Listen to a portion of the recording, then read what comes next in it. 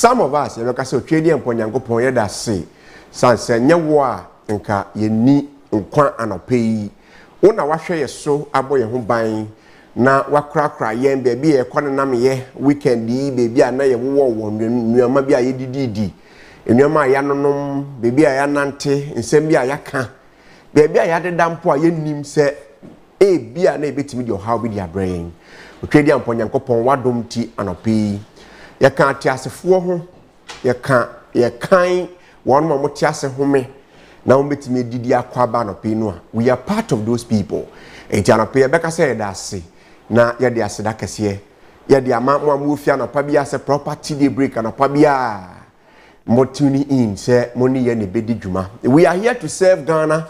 We are here to make sure that Ghana will grow as we all want. Enti anope no baby a wana pe bia no e mo akwaba so ko do efidie no at property TV a onye mfomso bia. You've never mistaken so do efidie no at property TV. Channel so say property TV, property dey break abo akwan so ejoada ekopem efiada anopa no so kopem se no nkrompa mu ebebo te don hwere baako mienu ene fa entem na ye de aba beso mu enti anopa bia wo bia no be kan ye ho na fe ye de property dey break no ye de abro fasida emba efia inshira so de kase ebo de di kan ebesom ye wo property dey break no esomra so se meje dwa na na pay property dey break no so no mede ebesom ye live ewo Facebook ne so ti anopa betimi a join ye live ho afi mrante ne bom homoden na mo de ato YouTube ne so aka ho eti betimi a monetize wo ho afi ye no echi ye transmit live if ye main studios ya eno ewo Dansoman control kane Mr. Bix Quantimpon so anase Starbite echiri ho pe ena no pe yibutu ya yedi enkwe enwonte enadwade so no we are here to serve you. We are here to make sure say Ghana ya ye nyina ye pe no ye betimi enyane saa etiene ikranhwesem ebeba motivation ebebo akwan so sanse me ade chia the very first time I do nte me bom pa ye wi a me tu me hofo na ma hye me hu kran na no ekenya me ejinja me mo na betimi aba na me so me ne wo aba beche enti eno enra me ko baby na me dwe ho say it looks as if say and a weekend me ko baby and I me dwe ho say it looks as if say every week and every weekend no ye e wo Ghana bia every weekend bia no funeral bi ekoso bia wherever you find yourself ubehu say ye wo ho. There is no week and a weekend I'll do baby because I failure on my ye ha.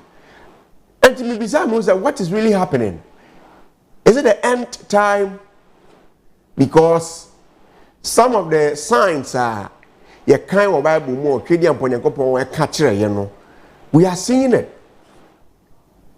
It will be a year says somebody you know, somebody you've sat with to discuss issues. All of a sudden you don't see them again. You are not special. You are same as them, but the time na banoko. And we need to do things in a way a chinabino. When we are gone, onipa daseni ebekaye na yebehu ye ho so ewo baby a Twedi and Ponyankopon ahye ebo say ebetimi akwa akopie. Anope yebetu ye ho fo. But before then no I mean can fast that ma dwumekwa kase ne yenu ise anope wo moboa na property dey break no so eba wakwan so. E patro de edikan boa unua travel and tour. Boa unua travel and tour. Maka kire say Abeiku will never talk about anything. Say me hu say ade no it works perfectly. Say ade no ye adwuma perfectly a e me kasa mfa ho because the ethics I work with and chere me say me mbo ade bi hu de ru abra minim say ade no and yield the results and I say any positive. Boa unua travel and tour so mu hia nkrofo 50 as cleaners ewo Dubai. 50 people as cleaners ewo Dubai. Womu here 400 people as general helpers ewo Dubai. Womu here 1,000 riders and drivers ewo Dubai, the same destination. Yenye country bianca apart from Dubai. Eti se o pese ukoye juma o Dubai. Send a yes, honor a chilling. Okwa, uye juma so na uji weni. Cause onipa social life, who yan pa. Iti bua unia travel and tour say anapay no.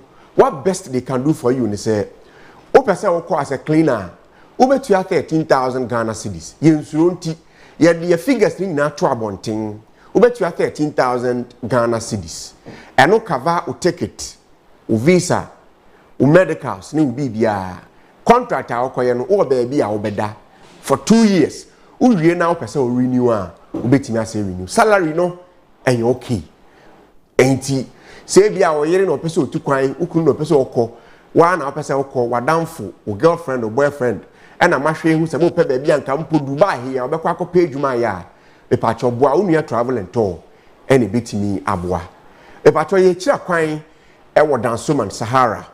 Dansoman Sahara. Your number and a TV screen national. Call us now. Now only yen ending komo. Na to kwan ko Dubai no na ko page ma ho na ye. Na dia ba ko wo ye den say. Ye bibia wie ansa na wetua eka. Ti ese visa before payment. Ye bibia wie a na wetua eka na fe wetimi nya o visa na ye twa ticket ama wa betimi de to kwan akwa page ma. So call us now. Na buku stand na buki o place na timiko na open so betimi aye work in a call office e Dansoman Sahara, but you can call the number no mama direction to their office na wakwa page mo ho na wetimi aya no pe omo boa yen so the long awaiting phones are RKM Ghana Limited ekokoi ekofa baye ene mo bekaya Ghana for to so toy and a pay so RKM Logic Fever no assign back ya activity eti Logic phones me no ka say there all over ababedu Logic phones na ababedu anapay e pacho the abayan so be pay bi na wato. And these are the series I want. The very first one me dey show no your friend no L65E Logic L65E, and this is how it looks like. Simple. So when uto we are or airport eshim ya no ya package ni nyina preko ya obetimi yusu afei o charger as usual eshim na wo canvas any other accessories bi ebetimi aboa o ne battery ni che very strong na mo amoto bi kane ya monim sa ne etie no betimi ye recommendations ma afoforo mo mbeto bi nti Logic assign aba na e wo mu varieties ne do so pa e via mama bi esi wona ti varieties ne do so pa we L66F it is say na no so tie camera ni hu a na me de a kyerɛw e pa che obetimi atobi e de ama o boyfriend obetimi atobi de a kyerɛw girlfriend obetimi atobi de a kyerɛw wife obetimi atobi de a kyerɛw husband obetimi atobi de a kyerɛw your mom, your dad, your granny, your grandpa obetimi atobi de a kyerɛw wadan for boss bi obetimi atobi de a kyerɛw de ya me da wo ho ne say battery no lasted longer 4,000 amps enti enya de ketwa so we charge ya 3 days now go so how you use Logic phones me patrol ya tete price and so na de ya say you say from now till December no a lot of people are going to buy it ya say ya wholesale ni retail so what I sent you power be two or phone shop oni ya betena se na ye ntu bi ma amanfo pedada enya afi na akoye hu didi amanfo pe Logic phones ndada na ne camera no hwe e wo cameras ba ko 9 1 2 3 4 cameras o sha obi hu and I was no nti no ebo edwuma pa Logic phones there no two ways about that omo munim phones no omo di hu adanse na mo anana mo pressa mo benya nketo ne bi no afi nketo ne bi amba ye pese ye ton akese no so we hu smartphones no the internet no so 4G plus send you name organ harum no boss wa na peke numbers are on your TV screen and apel betimi afre na woni yen akasa 0535 200 306 0535 200 306 and 0362 196 526 numbers are on your TV screen you betimi afre secretary befa na baby a opese ye di bi bra obi ano ye be delivery kama na ye de bad bro na no so timi ewi penalty logic phones we are back on the market me pa cho pebito na intimi mbo afom yenu na ebo me anope na me de motivation nkranche sem ani futu sem no me de adbro director at the better TV screen so and the amount for you to me ako it an pay me crash some ya me de bro no very simple but say don't fear failure, fear being in the same or exact place next year as you are today. Don't fear failure, but fear being in the exact same place next year as you are today. Men sro nkuguo ana ni nguase ana se de beto de se me ni ye sro ni se next year 2026 baby a ye te asebio ye ntimi nto aduane krendi no ye be san the same situation ni mu. That is what I think you should be fearful of, because if you are trying your possible best and now who changes now next year the same situation you are in now will become next year, I think this is what you should be afraid of. But for failure, even rich people, wealthy people, sometimes they fail in some situations. Can say for failure, put it somewhere. And once in a while, a bit but you should be on your feet. You should be somebody who can fight enough to be somewhere and have to be out of that situation. And by so doing, you are not supposed to see yourself in the same situation next year, next 2 years, next 3 years. So we just want to better our lives. We want to change from the bad days to the good days. We want to change from the days where we are not recognized. We want to change from the days where our salaries are nothing to write home about. We want to work hard to make sure that at least we will be able to feed ourselves, our families, and then feed people around us. It is the situation you are in today. If you are not able to do things to change the situation next year, this is what I think you should what? Be scared of. But for failure, it's something you should never think of. Because once in a while, it comes. Abeiku sometimes will fail. President fails. Subsequently, human beings fail. Ever can be so. But what can we do? What we can do is that when we fail, we should be able to put strategic measures in place to be able to come out of our failure, so that where we are today will change automatically next year when we meet again. It means it's a Monday morning, and then we have to encourage, we have to advise, we have to inspire our own selves. Netimi Abeiku. Osha omre 22 after 7. I have a property TV, property daybreak. Nenra, you see a friend of El Clasico. Ewo Ghana.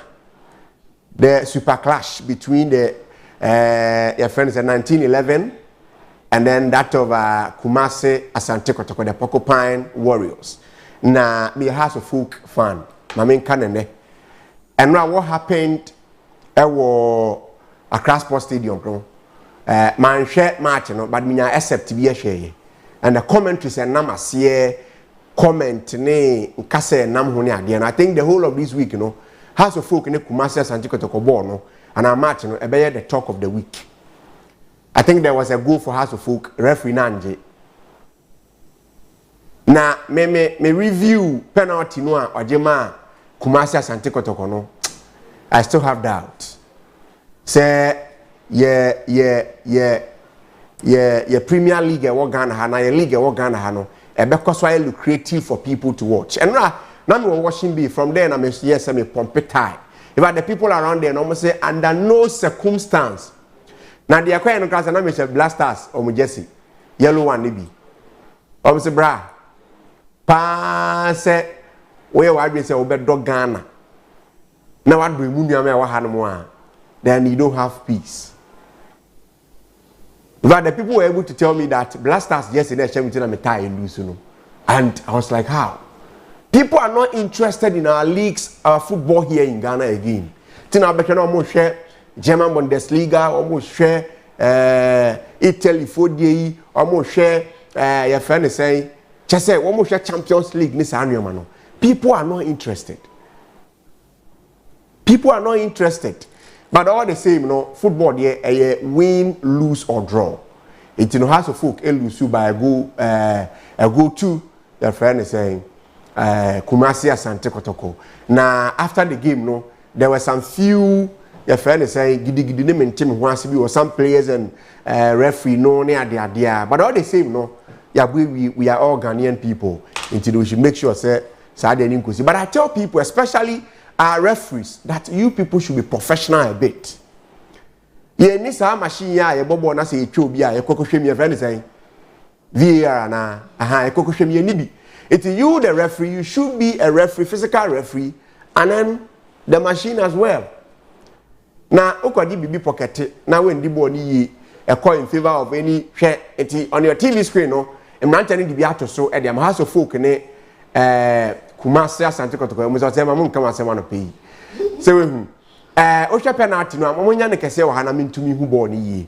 Say Osha senior match ne koe no he ball no a di twa Kumasi player no a oto form no. Mama yenhwe critically. Mama yenhwe ne critically. Say a penalty ampa na say any penalty. If ya Osha ball no na ahwe bi.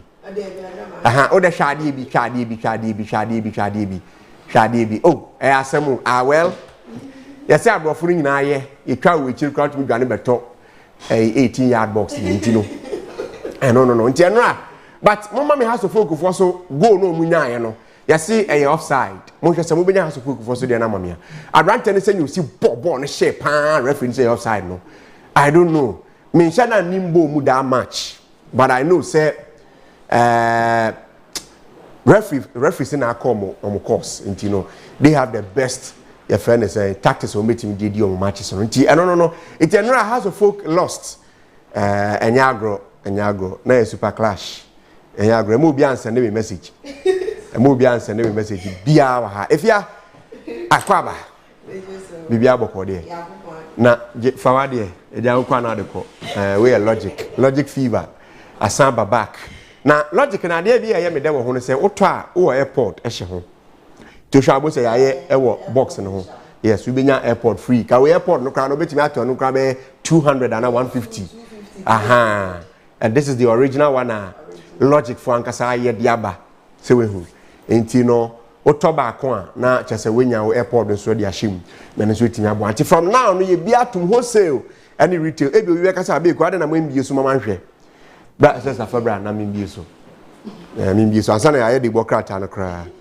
Say no, e pese e kira amanfo say this is how it is. Ubieso akama, obi anti anoda. Eni say nia ohu no a eni kama. Say we hu. Logic. Kama. Oh, cameras no. E twa wa te say dia ogina ho no. O say na hwe o TV screen so no. Say na 4K cameras ti twa ye no. Sa na we so be you kama. Nti eni Kama. We a Logic L66F. Na our 4G plus the speed no. And assign our 128 gig ROM. And our 14 gig RAM. Hey, 14 gig RAM. Not just say a cranny laptops you be nominee. Ye cran no ye. 13 MP plus flash and a somewhat 8 MPT. One can to me adjust to tia upebia nti enu ni accessories a woman so na me be yi a kire on say na no so tie we ne charger no so dey ni e ka ho kama na we ne airport no kama na san so e wo pin no e di yi sim card no kama say we na san so wo your friend is saying protector shim na we ne cover o de be hye ho tie phone ne pim form a enya ade abibia betimi aden account logic de se ebia fe na wate yenka me patron tem ye wodan so man control property tv abosan no amufra secretary na oni nindi nkomo na ontimi ema obi na to 0535 200 305 0535 200 305 logic phones and an appear ton e de amayenkwe democrat na ba weekend ne ko sen Eh, fine. O de okase weekend ko fine na say ye. That's onya baby papa die. Onya nkwa papa bi nom ye ne ade a. Okay. And young crowd, they work out anaba, and I Jordan, we need to feed our people with information. Collection or so why? I am a fine. I am here. And then you're pink. I asked a say, that's it. No way, was a fatal. You. Yankwe na yamfa the bokrata hu ba igama so na yamfa hyase na yamfa ma Ghana for na ye hyase na ene ye bedi nkomo e wa ha pa na ya hwe I think over the weekend so no e ya hyehye bi koso e wa ne ade na pe behwe na ya bo ho nkomo ne ade ma me fa the chronicle the bokrata na hyase yamfa ma Ghana for fa chronicle no ne nsema na pe no ode aba eni na o hwe chronicle the bokrata na say Bola Coils suspend planned nationwide strike after talks with government. Bola Coils suspend planned nationwide strike after talks with government. It's on your TV screen, no? Ubun say director dia to so at the amount and bright blessed PC on our MCR and a pioneer in AD Jumano. On one baby we are no nguru kanto abefa. Na osha hanamwa money laundering, terrorism. Okay, so money laundering, terrorism, financing are not just financial crimes, but say, eh, be out ni paboni ni ya wono otimu say money laundering ni bi ena ya na committee terrorism basa basa say ye to ahye kro bi so ye to ahye nkrofo bi so aye mo basa basa ku omo ase wono no a ye say anya financial ye friend say crime nko a na mum ena ma horo bibiri ka hono mo a say utu sa na mo na mpemfo chewa wo metimi ebisa wonsem ijanope ye no ena krata no dia ba na ohwe ha no so see private sector as key partner in national development daddy no dia to janti openyi daddy say ye nyina ye hu private entities no private companies ni na say wo so ka ho wo boa ma Ghana etimi tumpon ekononim ti krata no de ba no na SML hits back at Kisi Ejaben accuses him of distortion of fact. It is also a handsome SML mpinfo almost abomadwen e de akere yira Kisi Ejaben office of the special prosecutor. Na wo mo che say sani a oya ne nyama no I say fact no kredi e won nsem ni mu no oya ne basa or distort no and no can we e kira wa kan we nti on sheda nye organize on accurate in terms of giving information. It an pay the chronicle democrat and the buy na pay no any Yefa daily guide in Kratano and Abeiku St. John's Hospital is healthcare provider of the year. And our in Kratano for etoso in Sia. Dealt imagining complete oral TB detection project. And also Kratafa etoso in Sia. Parliament Bill CJ nominees and also our in Seminole. Private sector alley in development Alex Dade. And also I was saying Kratano someone appeared by no SML petitions Mahama over JRA contract. Kratafa etoso miensa ewo the daily guide in Kratano emuno and Samoa ewo hono. And it's not a perfect daily guide in Kratana in Samoa over Kratafa etoso miensa no SML petitions Mahama over JRA contract and paying somewhere the buyer no. Okay, yankwenim na yendi sankomo na yanko na pay ma mefa the bokrata ya tudin say daily graphic me fa nto aso fa ma ofa daily graphic no a ne nsemo the buyer no. Support mainstream media to grow. Asante Hene and odi we dia ba Asante Hene kire say ensentro dwuma ya ewo Ghana ha no ebinom bre papa especially one man we adwuma wo mu no ebinom anyagro di me ebinom papa enti ebeya aban emwa essential adwuma hodo e wo man no private ones no na anase mainstream ones no a ya friend traditional media no omwa na yentimi ngire na so se na be yebetimi abo am man so yetimi akonenim o de san semi tudwa e wo bra GJA wo mo award e course no okopia se ono so de na asem ekotudwa na o hwa ase ha no mo a GJA 2024 awards. Asediba tops all. and also was say her krataa no so e dia ba bana headline e wa ha we will deepen press freedom Mahama President Mahama at GJA Awards inti no so ha eti yakasa press freedom a nsentro for say na be so bi nya fa hudi sana yanso ya benam free ti say the obi poet no bank ko free obi an ha no say ade ya yakoko obi asemti una mo ana wo mo threaten I say pese ebo ye pese esi wa bo ne sa ade no eno na omanpanyi oti edwa so wo man His Excellency John Dramani Mahama chese obeboa ama essential for a fa hudie pa e wo man mu no wetimi miem obepegem na akwakoba ne se obi etu ana mo bi di chance and toni wo man mu a ya hwele saa manako over the years na ya bo essential for ene na no crowd yi Abeiku of abato atu yi sentoni ba ko isi na sum enye obi ase ne si na sum inspector anase a regional commander say district commander police ni ya oni memra say ye mbon sentoni ye mboni pa bia kra keke bon sentoni asuma okoto say ya sorry ye no na ohun bebi ogina so wa wo shi so wa odokwa na say o bon sentoni sa no eya na sen e na eka enti anope no dia krata no so e dia ba yedi hu nkomo eno no chronicle di bo krata no nsem eno no Yefa GT the Ghanaian Times in Kratana, President Mahama assures journalists of safety, freedom of expression, and also a wahanomo. Nabana headline on TV3's Godwin Asediba is 2024 best journalist. And into no affair 2024 no journalist in overall no GJ awards no dear TV3 or more presenter bako and FI Effective PPP can bridge Ghana's infrastructure gap, innovations, Mr. Adade, and also Kratafa etoso idu ewo GT Ghanaian Times no emu. ESPA calls off nationwide strike. Kratafa etoso do in nine no ewo GT Ghanaian Times no woko honman sama ewo honmo eno no pro Masaida strengthens leadership agriculture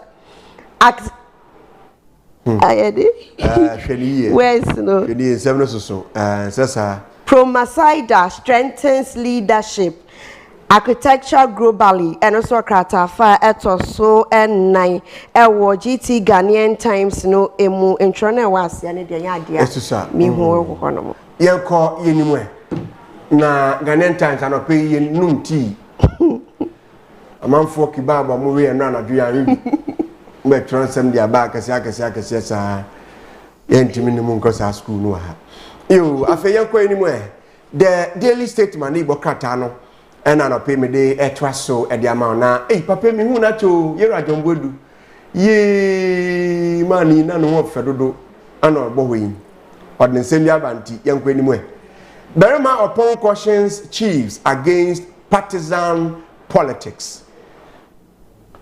Berima upon cautions chiefs against partisan politics. It's your him point back on a pure to judge say, Sanya Hifuni video Muhasham and your Simu, Ewa Maimu, Ubehu Henepa, not the MPP flag abonity, or Henepa 9DC flag nebonity, or Henepa Manfo Bunu, na CPP, not them to my bonimu, or say partisan politics there in Peru. And on a Berima upon Wadiato Ahifuni. KGL private sector not rival to government, and also Yakrat and Yaba.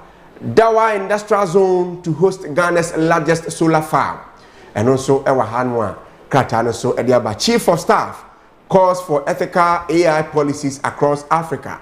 Eti opinion Julius Debra see AI no artificial intelligence no yen use ni na Yamoah na yentimi famwa ebiman nyina Kratana de buy so no.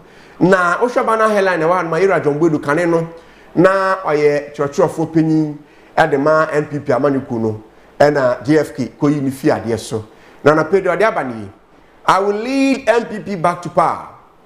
John Boedu declares bid for national chairmanship.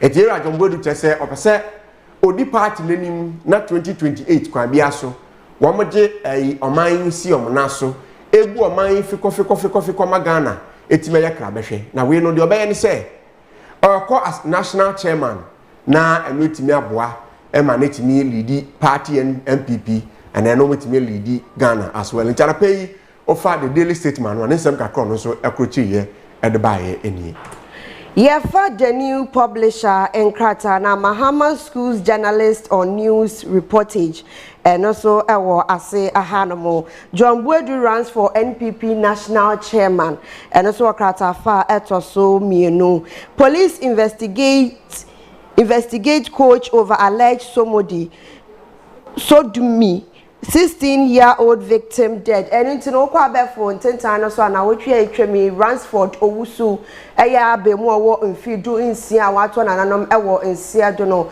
eya academia owom no ochiremu anu coach a odomo anu sabia LGBTQ+ CB sabi bema ne bema eda no no coach no abrabo odebo no ewo hwanom eno no enu ntine na wofo e de abeto monte ma abefo ntentan su Ghana fo so esomu a police fo asan ebie nsam ne mu bie mu a omuguso a omu eye nhwehwemu na banner headline na ewo the new publisher Nkrata no emu search for new CJ parliament vet justice Bafo Boyni despite minorities objection and it no chief justice ayamam pen eyi no Bafo Boyni dia dom kuma mo ambrahye bedwefie no mo senka ne vet no nka mo twentwen so kakra na so na nya dia omo etie ya dia sisi ano chief justice no omo avet no okay na saa dwumedie ni bekoso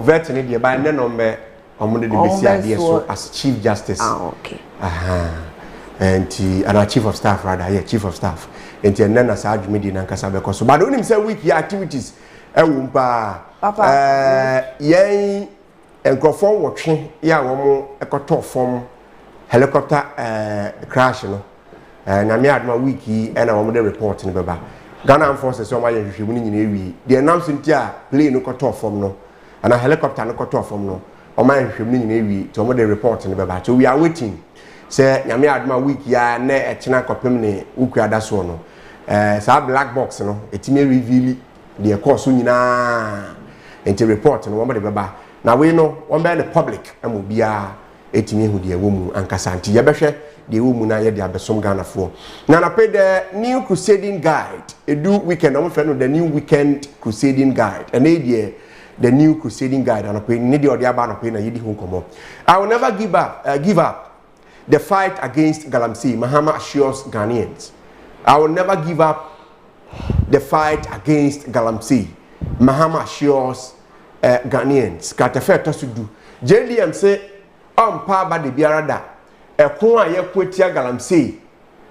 Ewo maimu amanfo bi fi say watiada ne ade no. O say he will never and ever give up. San say ekon no okon a ebeti aboa Ghana fo nyina. Na John Buedu declares bid for NPP national chairman.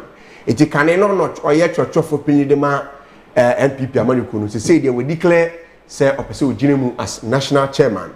Jim Treni Penny and Jim Trena for Penny at my party no Kratan Diaba. Where the me MP, your friend a J Mensa. In Pohawasa East, a ho, and Odin and Quay, and payment test our Casa, and Mashabi Fida. Na paid your diabali. I say all small-scale miners in Ghana don't have license to mine NDC MP and or the way or they are to Janto share Kratanwa. You know so Ediaba. Ni entre Teria Klangbalo the second installed as a showman chief. It is also Nukupiemu Ewa Shaimana. Sorry, a showmana. You say ni entre Teria Klangbalo.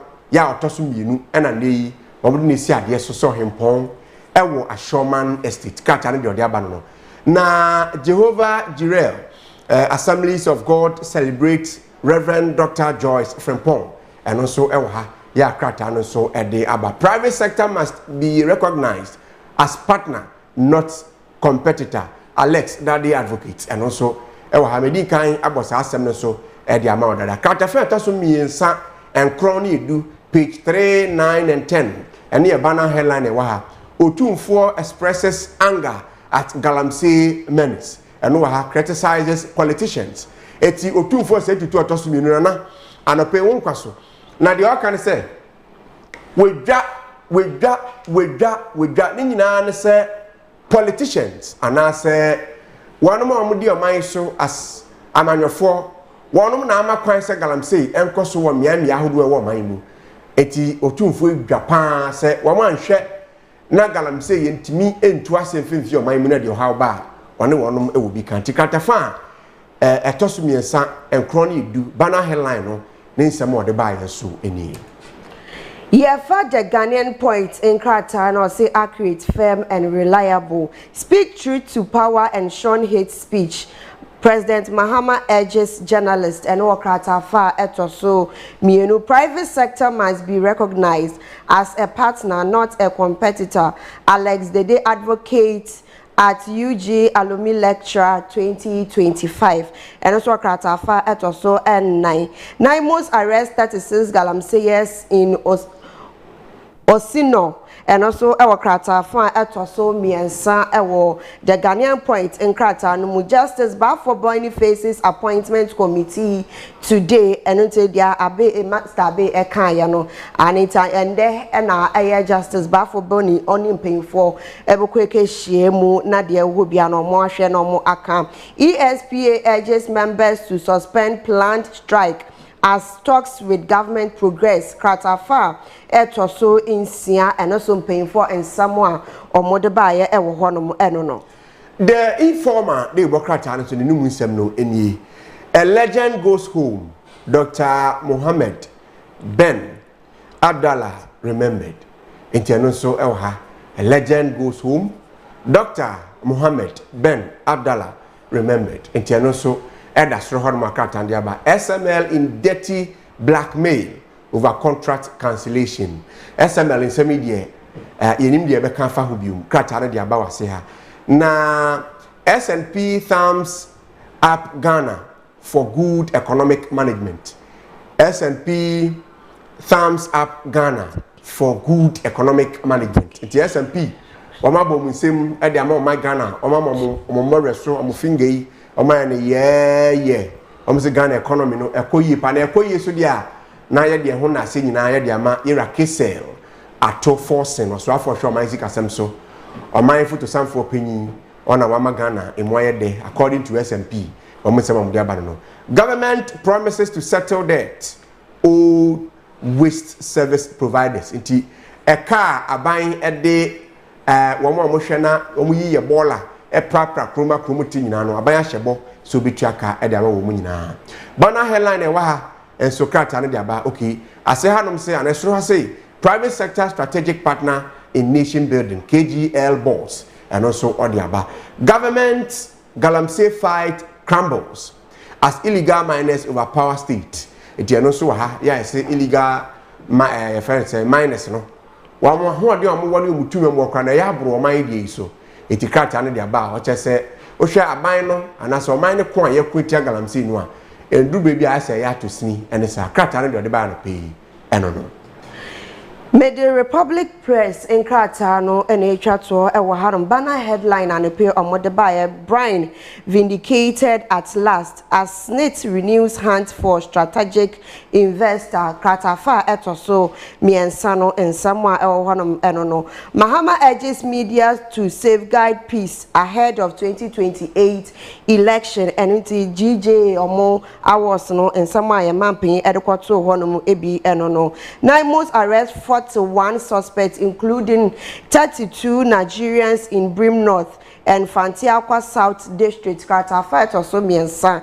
Naimos ejumokono ayade omobo omodin yepa.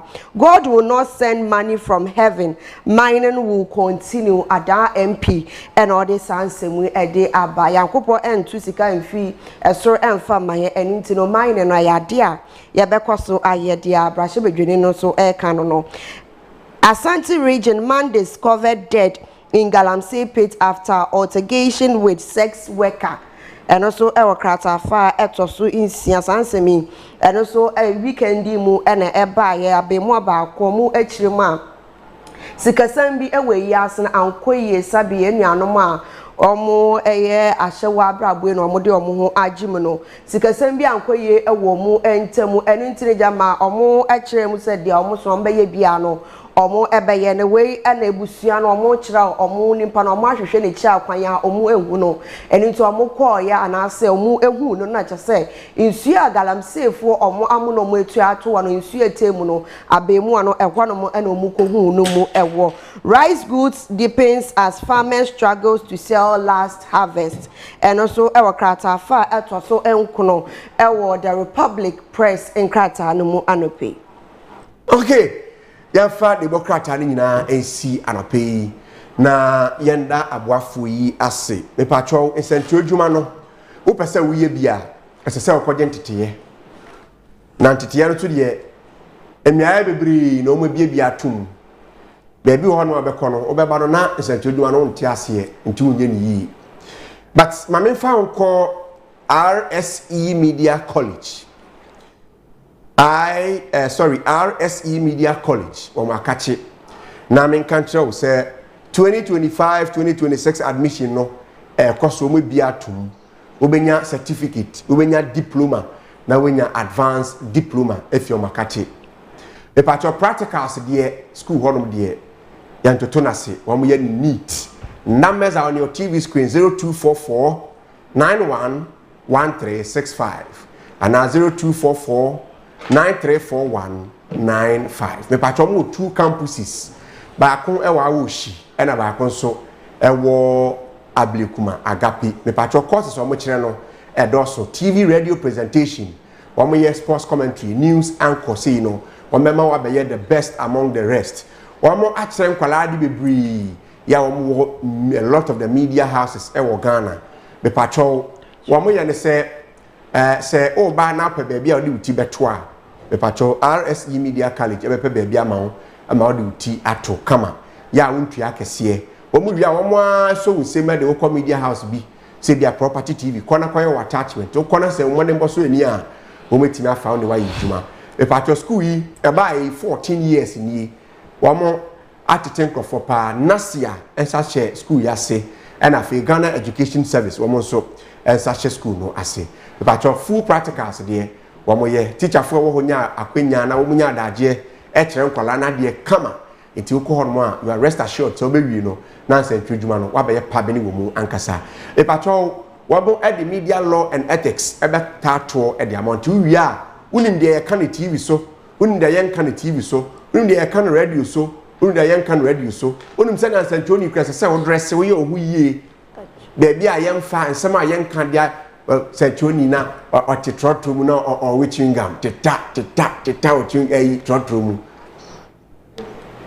emfatao sentoni na watego ni nkate na watitrotro na watwa akoso na waso unia ye ncho sa na ma no wo so di uhuni sentoni de se odi uhuni se we hu aha sentoni na watwe to festa no nam da bi sentoni ntina ethics no eka ho no sentoni abetra TV so radio no use words bi a ensem fata me patcho RSE Media College ebetre wade kama e bia na pese usua camera usua lighting usua editing 3D ni 2D ni nyina o mekire ni nyina afi uwie so MCRC no wo mekire ni nyina kama ya how bia any chinti say ye wo na pese usua oba o yere ukunu o boyfriend o girlfriend presentation so de KG1 ankasa wo mekire o kama me patcho ye ntem first 50 students am pick form e was school ya kache no e free untiaka fiti na akopem December na January 2026 no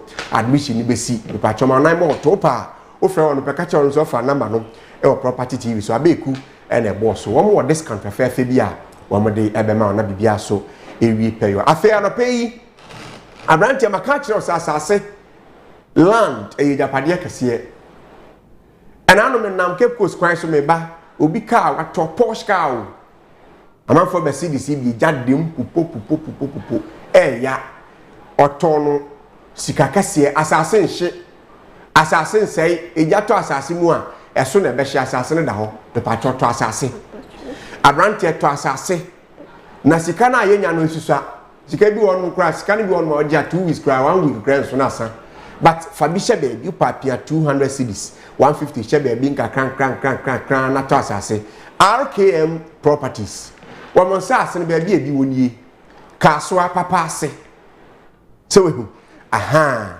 afienya Temasi 25 Deftraco Estate ye won sase wo ho the Almighty Central University pram e patro ye was site B and ye root site e wo ho kwan ho wetim there stores and shops wetim there block factory filling station and at the episode the fie so akwenya e wo ho e de ma RKM properties me patro ye wo dey say dey call for visit nti wetim akan ho akwa asase no pair no ba ba ye payment na asase na ye odia omo mato asase wo ye ho de omu nu ho da because they knew how genuine a company no etie your office die obi ono person be your office ansa na waba enye problem oba ba beto secretary na oni wedding komo ye wo danso man control property TV abosan no amu e bi kra ba no abeto chief executive officer na nkasa e wa ha na oba so na wanto no a be patron pemfo we che ono mo be hia na obuku slot akọhwe asase ne so na etimi aboa na bibia aye fine me patron RKM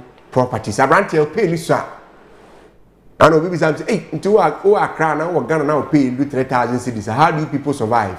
We are all magicians and they do Ghana ha yeah magicians edi ye saka coins no na ya charm say ya na etimi dia tena kopem se so me foforo ebe san aba na me wa de be me pesa me ye onim se Ghana ya minimum wage o matum kakra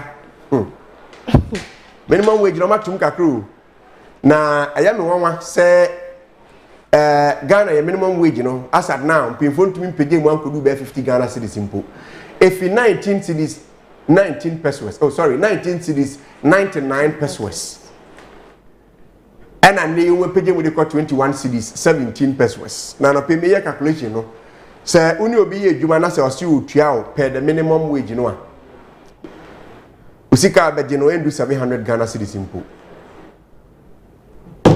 80 me pese ya ade yi batiawa na ye ba fe ye hwanka segment ana pay ye bedi nkomo mepe se obeka nkomo no na pay na yetimi ewie efia from 19 cedis 99 pesos to 21 cedis mo amonim calculation mo yes amass yi mame director anhwe mama calculations ni bi mo fanto TV ni so mayen 21 cedis 77 pesos times 30 days mo amonim mass na mo hwe na wonye mayen eso obi to kwan fi Ghana ekwa buchire ko ye adwuma 1 hour esin obi 4 months obi ye adwuma the whole month esin obi 4 months pay e wo Ghana.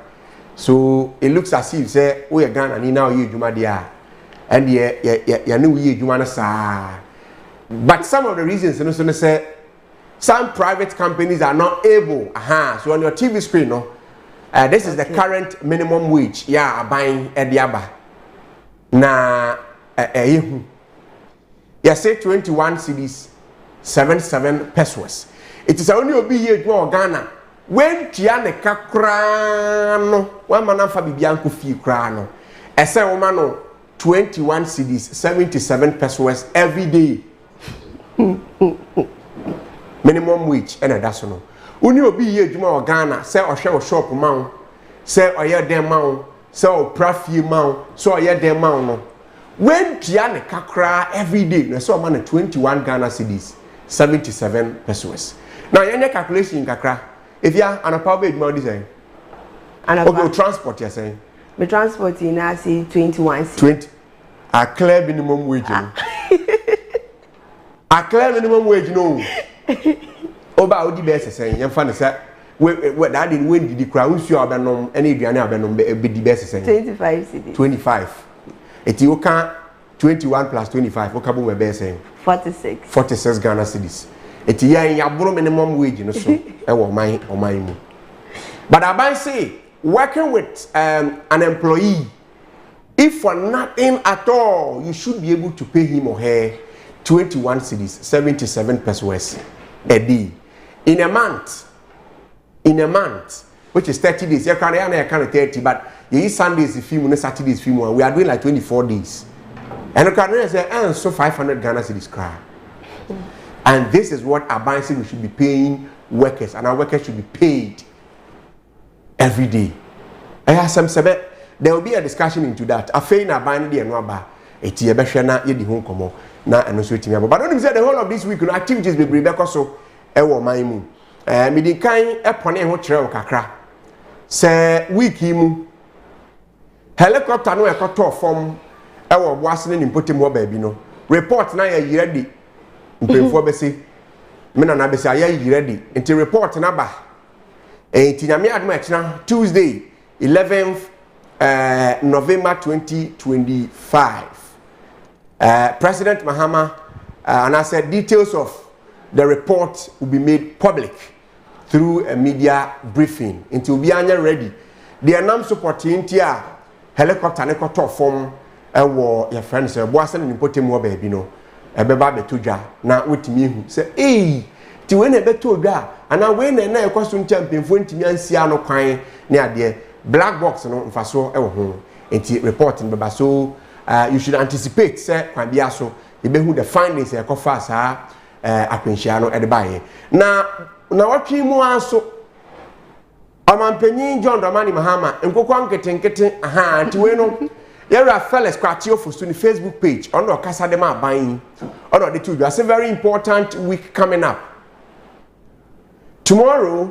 The report of the August 5th helicopter tragedy investigation will be presented to the National Security Council, which is the National Security Council. And then on Tuesday, the details of the report will be made public at a media briefing. Inti yabema ubiehu property TV yabefa yadema ubia osheyen na wetimi. On Wednesday, President Mahama will launch the Nkokwa Nketenkete program in Kumasi. Aha, tisemo amuni JDM ka se sa akoko funu na refi amrone no. Ya bredo do ubehwe Ghana ni bi na wehuhuru anya bibia ntia akoko funu no na ya dwegu yeyem saa.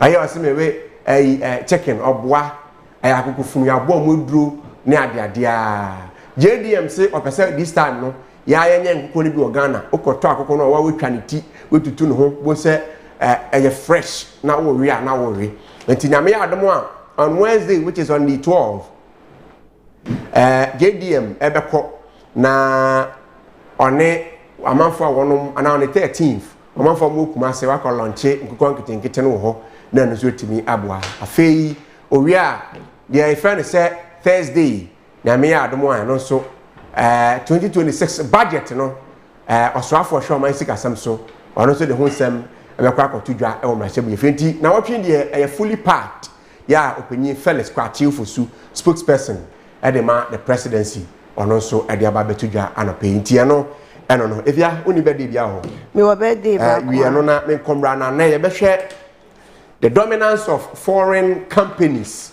e wo man mu. Number question kasie bi pa me pese me bisa the IGP of the land. Say police for no form no criteria ben e for Ghana police say I want to be sure.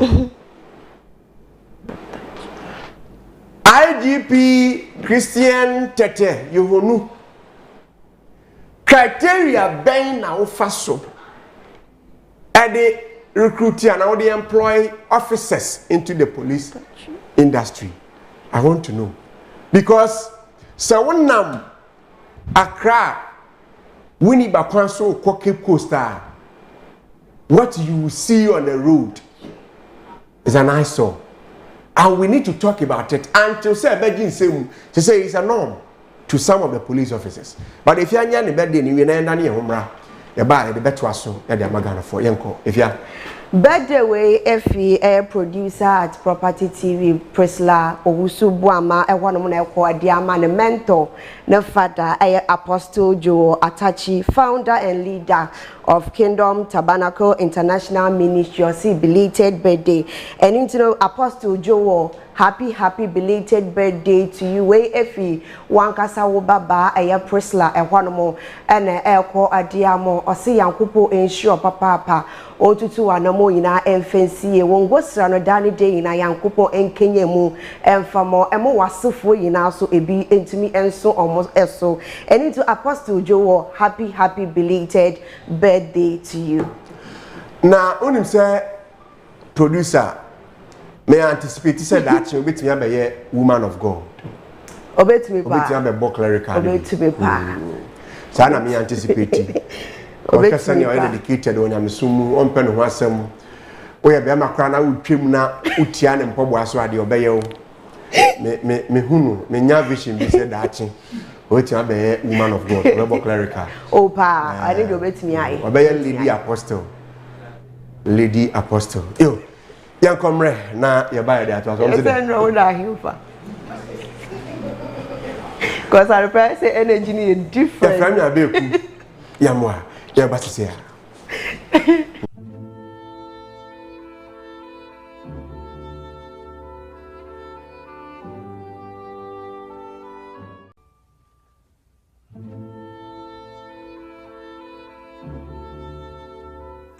Logic force na ba biaso bi imagine there fala White bed record. everybody yeah Logic will take you to the top. Let's go. We take you to the top. Everybody let's go. Logic will take you to the top. We take you to the top. Everybody let's go. Logic will take you to the top. We take you to the top. Logic will take you to the top, to the top, to the top, to the top, to the top, to the top. Let's go. Let's go. This a new phone coming in the town. Mounts and Kabi and Enchanting. One can hold ya ever say yo, yan in man online, be true man. Quality camera, quality phone man. Original, it is real like you man. I have a phone. You have a phone. I have a phone. It's a Logic phone. Logic will take you to the top. Let's go. We take you to the top. Everybody let's go. Logic will take you to the top. We take you to the top. Everybody let's go. Logic will take you to the top. We take you to the top. Logic will take you to the top, to the top, to the top, to the top, to the top, to the top. Let's go. Let's go. Logic makes sense.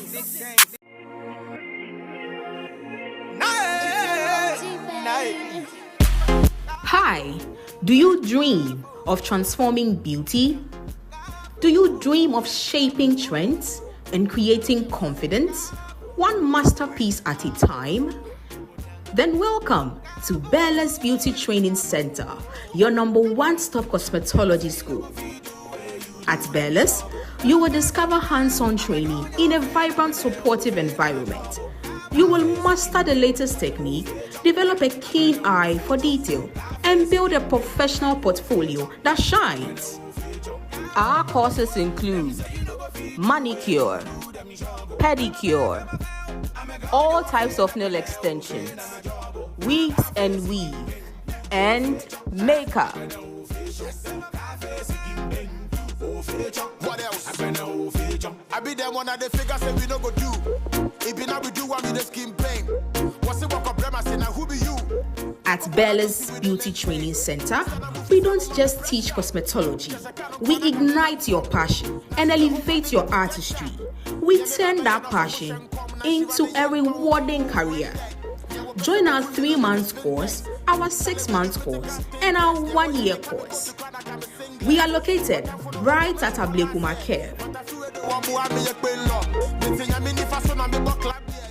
Ebusiafo ye fem perpetuate jewa me Bella Beauty Training Center ebesuansa no edwuma te see as na me kasa idie te say dem tumi ye nails me ye pedicure me ye braiding me be bre tim pesa me kan cho bibia wa bonti bia say opensa no edwuma de a ombra Bella Beauty Training Center no ba or regret that ye mama prefer me Doris visashi na ma krache me ba pranka me si adwuma ka what come up temba si adwuma ye ndeli Bella's Beauty Training Center ye malio na malian ele mama oti angre na nche kwa ebe shremen kisa me kram ye makeup nails pedicure manicure massaging nche biala bofa beauty one day be chebia owa mawa nu mi nwale mama me kram ye nche biala itimi kan kire mo che mo bra na mo sua bi na kesa like adwumasia yo so. Hi, Acho Milina. Ni Imbabeles Beauty Training Center. Ni baba kase ni na nchumo. Ife nails na ni fio ntwe hu. O mi ke mo fia mo ake Imbabeles Beauty Training Center. Ni eba kase ni na nchumo. Contact us via email belesbeautytrainingcenter@gmail.com.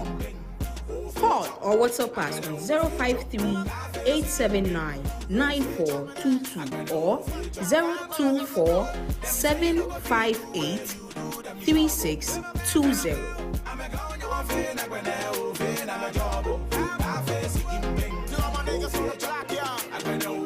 Hello everyone, I'm Beles. I welcome you all to Beles Beauty Training Center. We are located at Abeiku Cave. You can contact us on 053-799-422 or 0247-58-3620. Beles!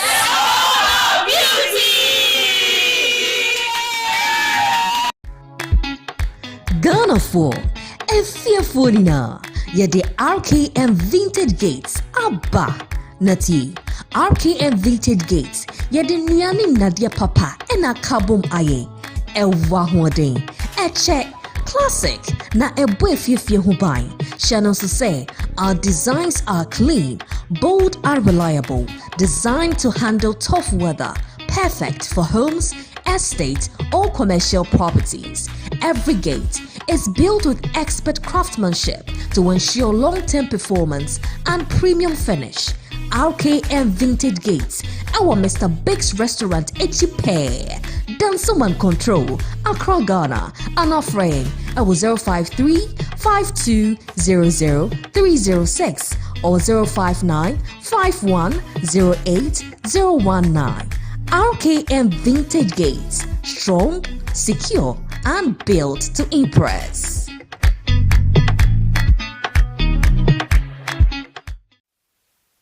Logic phones na ba biaso bi amagine de fala White bed record. everybody yeah Logic will take you to the top. Let's go. We take you to the top. Everybody let's go. Logic will take you to the top. We take you to the top. Everybody let's go. Logic will take you to the top. We take you to the top. Logic will take you to the top, to the top, to the top, to the top, to the top, to the top. Let's go. Let's go. It's a new phone coming in the town. Mounts and Kabi and Intentum. One can hold you ever say, yo, yan in them, man, online, be true, man. Quality camera, quality phone, man. Original, it is real like you, man. I have a phone. You have a phone. I have a phone. It's a Logic phone. Logic will take you to the top. Let's go. We take you to the top. Everybody, let's go. Logic will take you to the top. Take you to the top. Everybody, let's go. Logic will take you to the top. We'll take you to the top. Logic will take you to the top, to the top, to the top, to the top, to the top, to the top. Let's go. Let's go. Logic makes sense.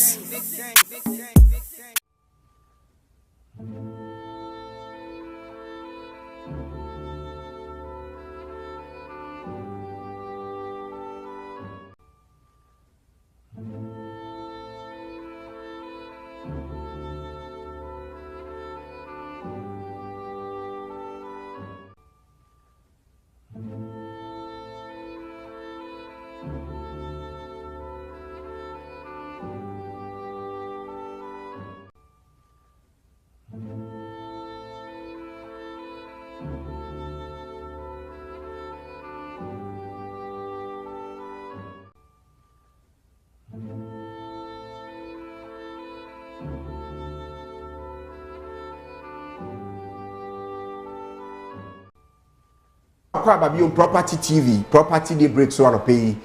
Any tiawa higher yen shanka segment, a fena yedu so a bedin komo.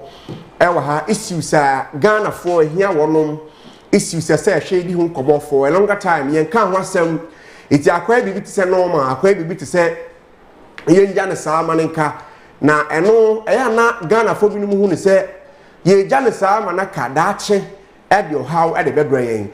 And it's not science and 12 phone be no more. one of the politicians will be called Nankandano.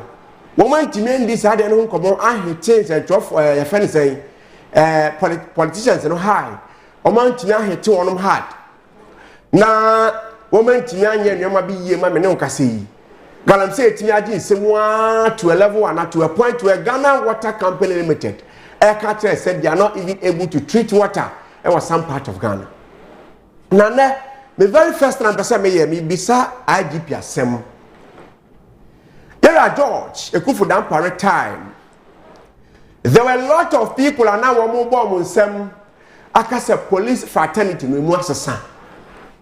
No crowd can ye. So what kind of crowd? Yeah. Now I want to understand. Remember me main topic no so. Sa se ni yanka yende hu komo ko pem mrebia. Ewa be ye normal. Ewa be ye part of us. And me no ka say ebinum cry ye part of us already.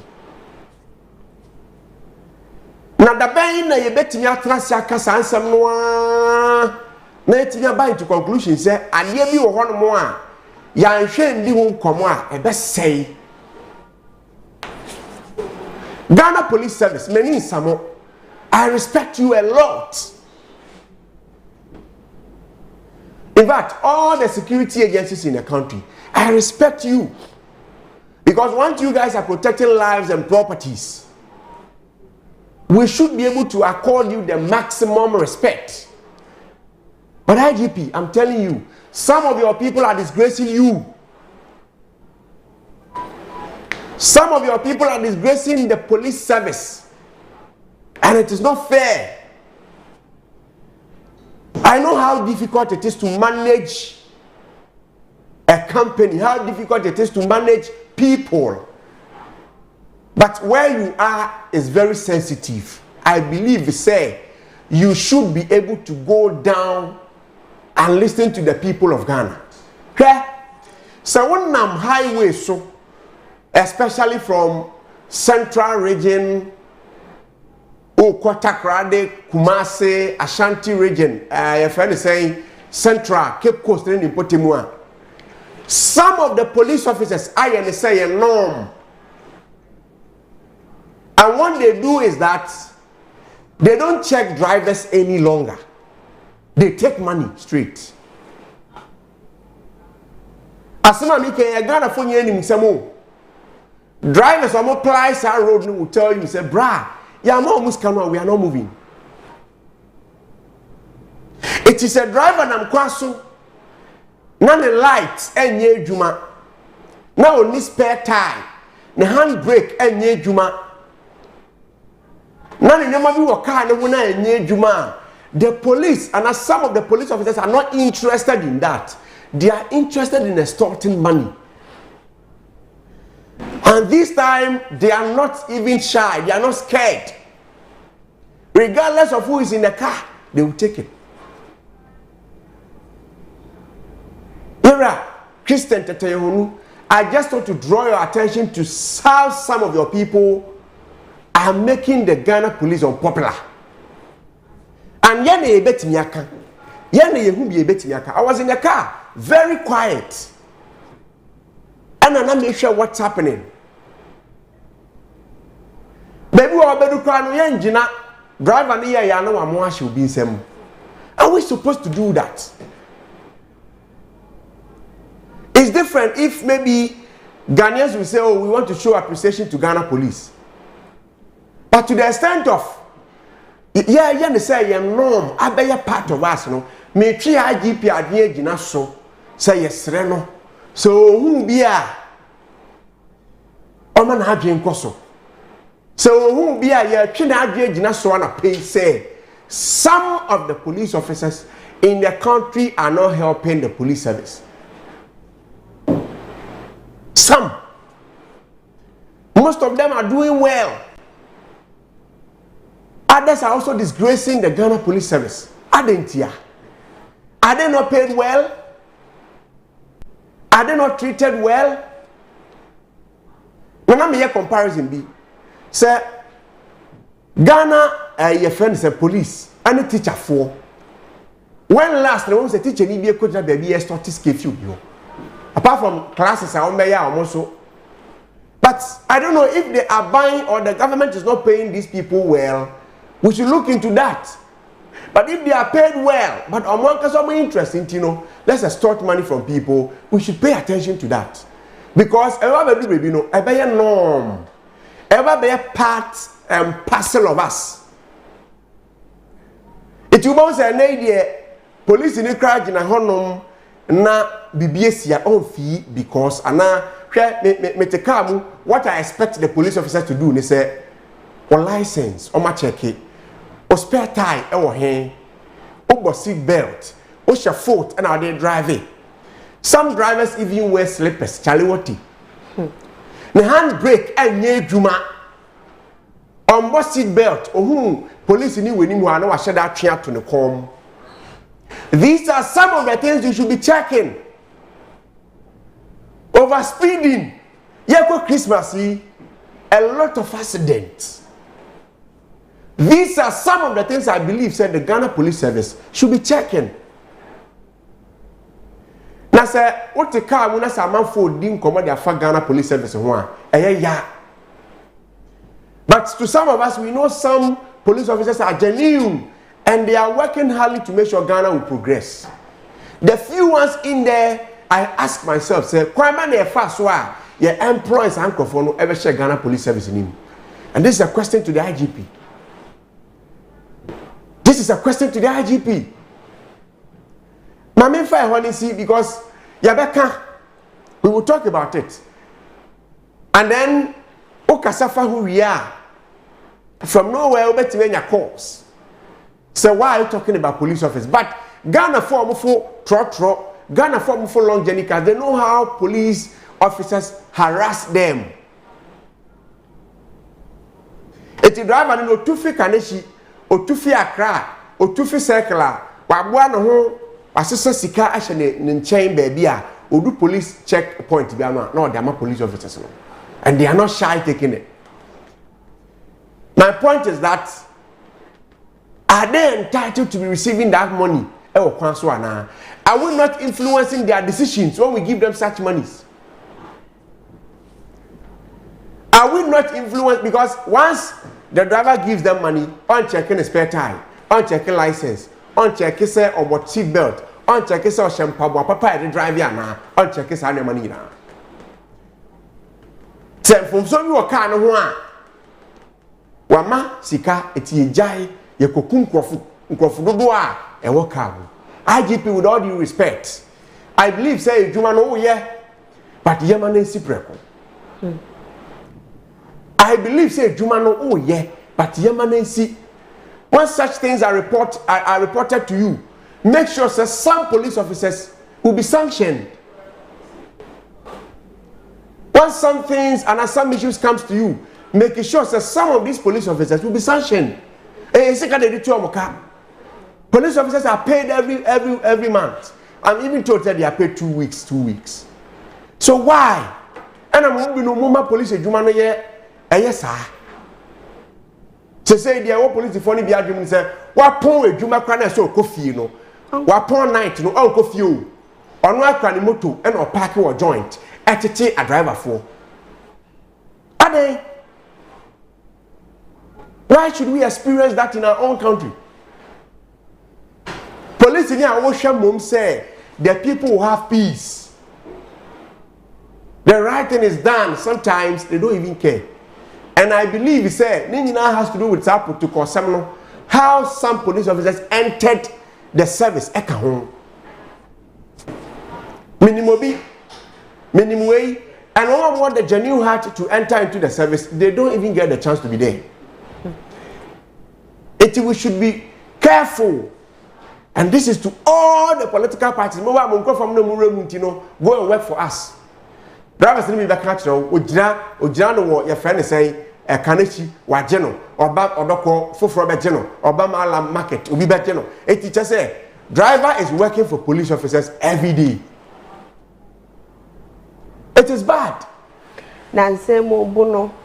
bono guy ba ku bi de phone di prove na di na ba ya ma bono police command for says police for mu involved ni nia no mbehwe omo toto omo ano zansam yanti hu biem just motor helmet on sha no also watch no okay mra no manini ndi wosi on face camera no so ni membre nti also o ma usika obodo do call police station ko detain no nti also o hye kwanom no so twa videos police paying for national office no mo suma nkwala no nti barriers akudo bi on mo aya and some fata so mo ebeye because omo ya na omo so nkwa kaya ne sa na omo kwaye account man paying for no omo show office e twen omo no nti o hye wani ni anketo na ba account na omo abeya man paying for na omo ati omo hye de amo it is bad oh this approve ni ni aba bono police command for the by says ankofo ni omo ye involved ni omo say so mu mo mbeye se yanti hu hwe bie mu eti ana efie ka no it is assumed e okrom say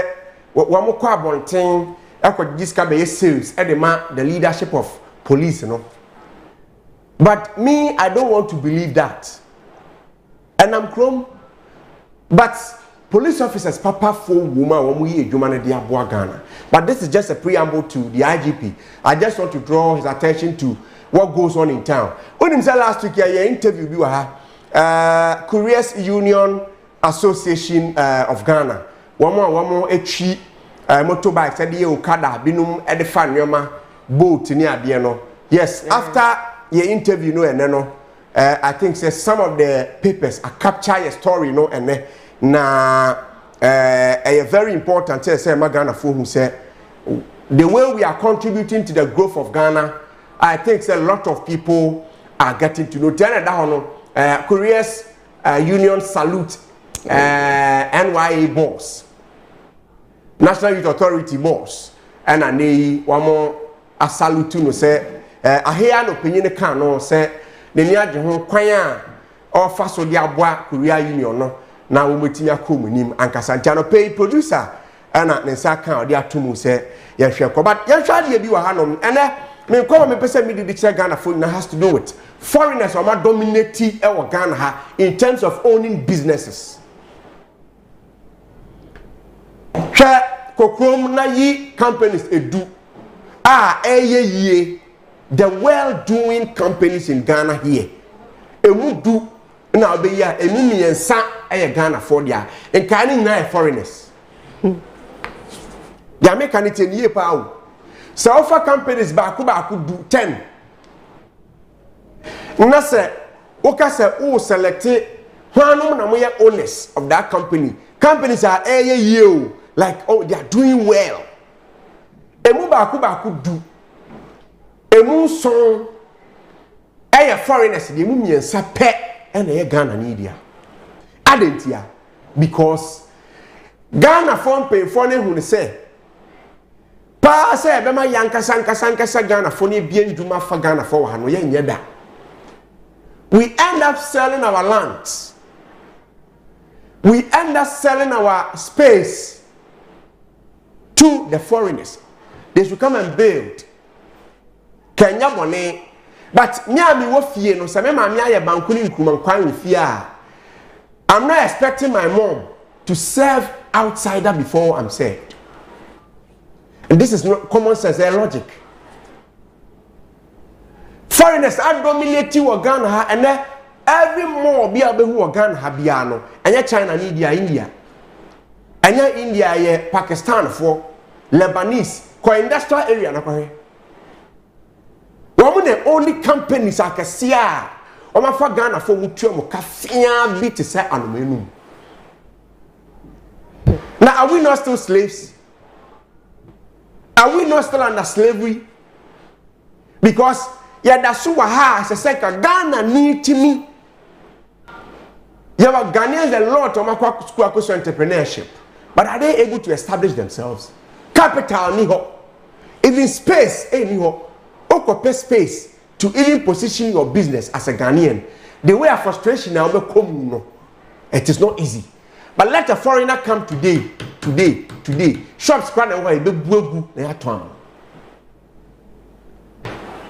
Shops cry away, be muni negu na yatwan. Edi amano tina most of the Ghanaians are poor.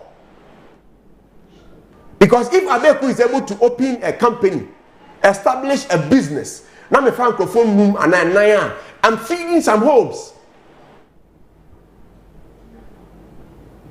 Now Ghana ni it is a here. Do you know how much money I park fi Ghana every month? Do you know how much? Sika every month they are brofui and a foreigners a park fi Ghana. Edi koko pie amonone. Parce que Abeiku na me ga abana boa I encourage me na me kwa for say ohene me pese me bie adwuma yi fa youth na obema me kwan regardless of sika kra me. Now usika say Ghana ni how much do you have on you? Ask me could be a business. Now why do you cross up a business no? Frustration on the come, some taxes you'll be paying, some you might be a bit just say you'll be frustrated and you'll be giant. But foreigners will just come and establish themselves here with ease. Look at the malls we have. Your company say work industrial area. So my guy who said I sorry cry a business, it's all the background so Nigerians are establishing more churches in Ghana. Ghana ni na se wo hwe the poverty rate e wo Ghana ha na Ghana statistical service for catch wa obeba onum because Ghanaians are not able to get proper work to do uye adwuma ye ntua wo ka ye abai no so kra o ma wo mu bi adwuma no nya kwanya papa na o ma establish who ye I employ more workers. So you ask yourself, say, are we going to sit to look at these people to make sure they condemn Ghana totally? Now, no asana na yeka wo pambros so say fa hi. Ampan so say ya ton e hono de ama China ni. Onu claim ownership e wo all document, legitimate document. I just say he owns that particular land. What happens to Ghanaians na edidi wo hono? What happens to one more shops? It is in Cheho, Eton Kodun Katia, Eton Agbeleka Komena Bibi at the end of the day. Tienjai na abrofono and na foreigners and fire your money na fanko because Ghana for Nakasa ya bro and ya say enemies e Ghana ha. Ghana ni e rice. Amanya for in crying. Ama mu na o bia no onkosu bia ne mo ama mfaso mbaso mfa ma man no ye kra ye ne abofo no ko partnership na mu do mu ne begum omu do mu product ne begum we are still slaves. If you don't know, I'm telling you, you find a modern day slavery, a modern day slavery because we are still under them. They control us. They can come with money and buy our lands. How many people can go to even Nigeria and say some land for Ghanaians? How many people can go to Dubai and say the land? How many people can go to US, UK, Canada and say we are coming to buy land? She said, "One more we are Ghana ya your money or money now what connection or call to fee no will be $1 account." And these are some of the things we are not paying attention to. Until Ghanaians will remain poor. Ghana ni no okoto abano de bia or you poor. Na aban yan share say yin tua Ghana ni ka say a day yan tua Ghana ni ka man 21 cities. And utinasi be now dream when you ask yourselves well minim say bia Ghana nya country they are fine. We are better than some countries do, but with the resources we have in the country, we are not supposed to be that poor. With the natural resources on Yankopon de Adomiano, we are not supposed to be suffering as such. If gold betimiya Ghana so, gold alone, betimiya Ghana so for so many years, what happens to your oil? What happens to cocoa? What happens to bauxite? What happens to your timber? What happens to iron oil and see how discover our central region? What happens to those things? What happens to those things all? Now we've had leaders now Ghana. Now recently leaders are dear. We should be sincere to ourselves. And I be assembly member, they want the team on to say common fund ba ya man allowance a de aka so on fan koye no on fan koye sika bi aba obetia so DC obeye DC ya no asesa ne number ofre no kwa wunya no no ma konave no ma tonsa ase ni bi ama abrofo no se mo meye Ghana ni be pria bi ni shop keke die sie nya 1 cedi ato bi na ma ne ba wunya kotua we ko register we ko now I'm telling you that most of the foreign companies are not paying tax in Ghana. You don't know. Most of the foreign companies in Ghana here are not paying tax. Now somebody be on the way on TV sunti. But it's about time we need to make sure say abandi abana odwe Ghana ho ma Ghana for ne feel first. O ma Ghana for ne wo matina yemu enye yiansa. China need to make a document. Your document no way. When I hear document no man say Pamros as I said that so many years a Ghana for the two chine edidi wo hono or no the document about say hono way or no dia but present document say people should stay away from that land. Stupidity. Ghanaians should stay away from indigenous people no. We should rather stay away from the land that obi se on wa China for. Na hemfuni binom. Ahemfuni binom de bia meka ebinom ye na ebinom so de. Ya ketua wo soro. Chese kra na ketua no unya no soro bi omu unya na asase so. Ansa na wako. Unya na asase so ohina oturu ton asase ma obi na wasa ton ma obi foforo onyankopon hwe. The same land told the mobi ono tiaka ko obi disike emu egusi nipa ne de ba na wasan to ama nipa no agye fi ya oto kane ni nsem onyankopon hwe nyina. So foreigners will always dominate over we the ordinary Ghanaians and other indigenous Ghanaians. They will establish and put all the monies into their bags and take it away. Na to Ghana na come there. Na to Ghana na bread. If you look at statistics, the poor people in Ghana are more than the rich people in Ghana. Why? Are we not making good use of our resources in the country? Golden Star alone, Golden Star was limited. In Poho, a champion Ben so Kwabet Nasha Ghana with gold no mutu or nikeke. Not even talk of Damandiano, Gold Fields, Newmont, any other ones that come a lot. A lot. You to oil Ghana Hanma, the amount of Fusa Muntu now my 3%. Hey! Like, hey, now then. It is from TIC I discover oil Ghana tea. Want to mean yes, she be as a young 20 or more Mississippi me to oil no ha I heard you man so cry ya sport like yen to me yes I didn't be today be ano am from the two. No mutu a mama e kwea bi eno krampo no me ne wo mienu ye sika nim abro mpefo na na edi wanu mo ane bedi eti sa asemi wo mo na so mo kan wasem dada kan wasem ndi hu nkomo eti ababa ye te se eye norm eti asase da hono mo na to obi ba na ebetimi ato ama no a ye beto ama no. My issue is that at a point foreigners no be sambe to say ya nanom time o medi ye so e ma ye ko ha mu ye kwa ho kire mu ye kwa ho ye mu wa unim history about slavery no go and read more and who knows any treaty ye nanom at that time for years no mun didi if you can't you die for years na ye keep promo e wo male and female tangent e wo ye friend say Cape Coast. If you don't have any idea about it you won't know. But I anticipate, say, at a point, Ghana will go through the same thing. No? Because the rate at which foreigners have dominated Ghana, and also. One more say yes, you. One more dear Japadie. One more to see a big companies. Greece can feel my Ghana, a court. And then I am where they are buying a Ghana. Or my import, and also see export. And you think we can do well? I didn't be important.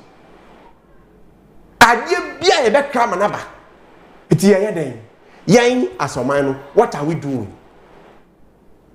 eti ye ntimi nya hwe na ye de ye mfa nkoso amanfo nkota na Can't we do anything? Can't we help our own people to get a better standing? It's me one. It's about time I buy a better soa.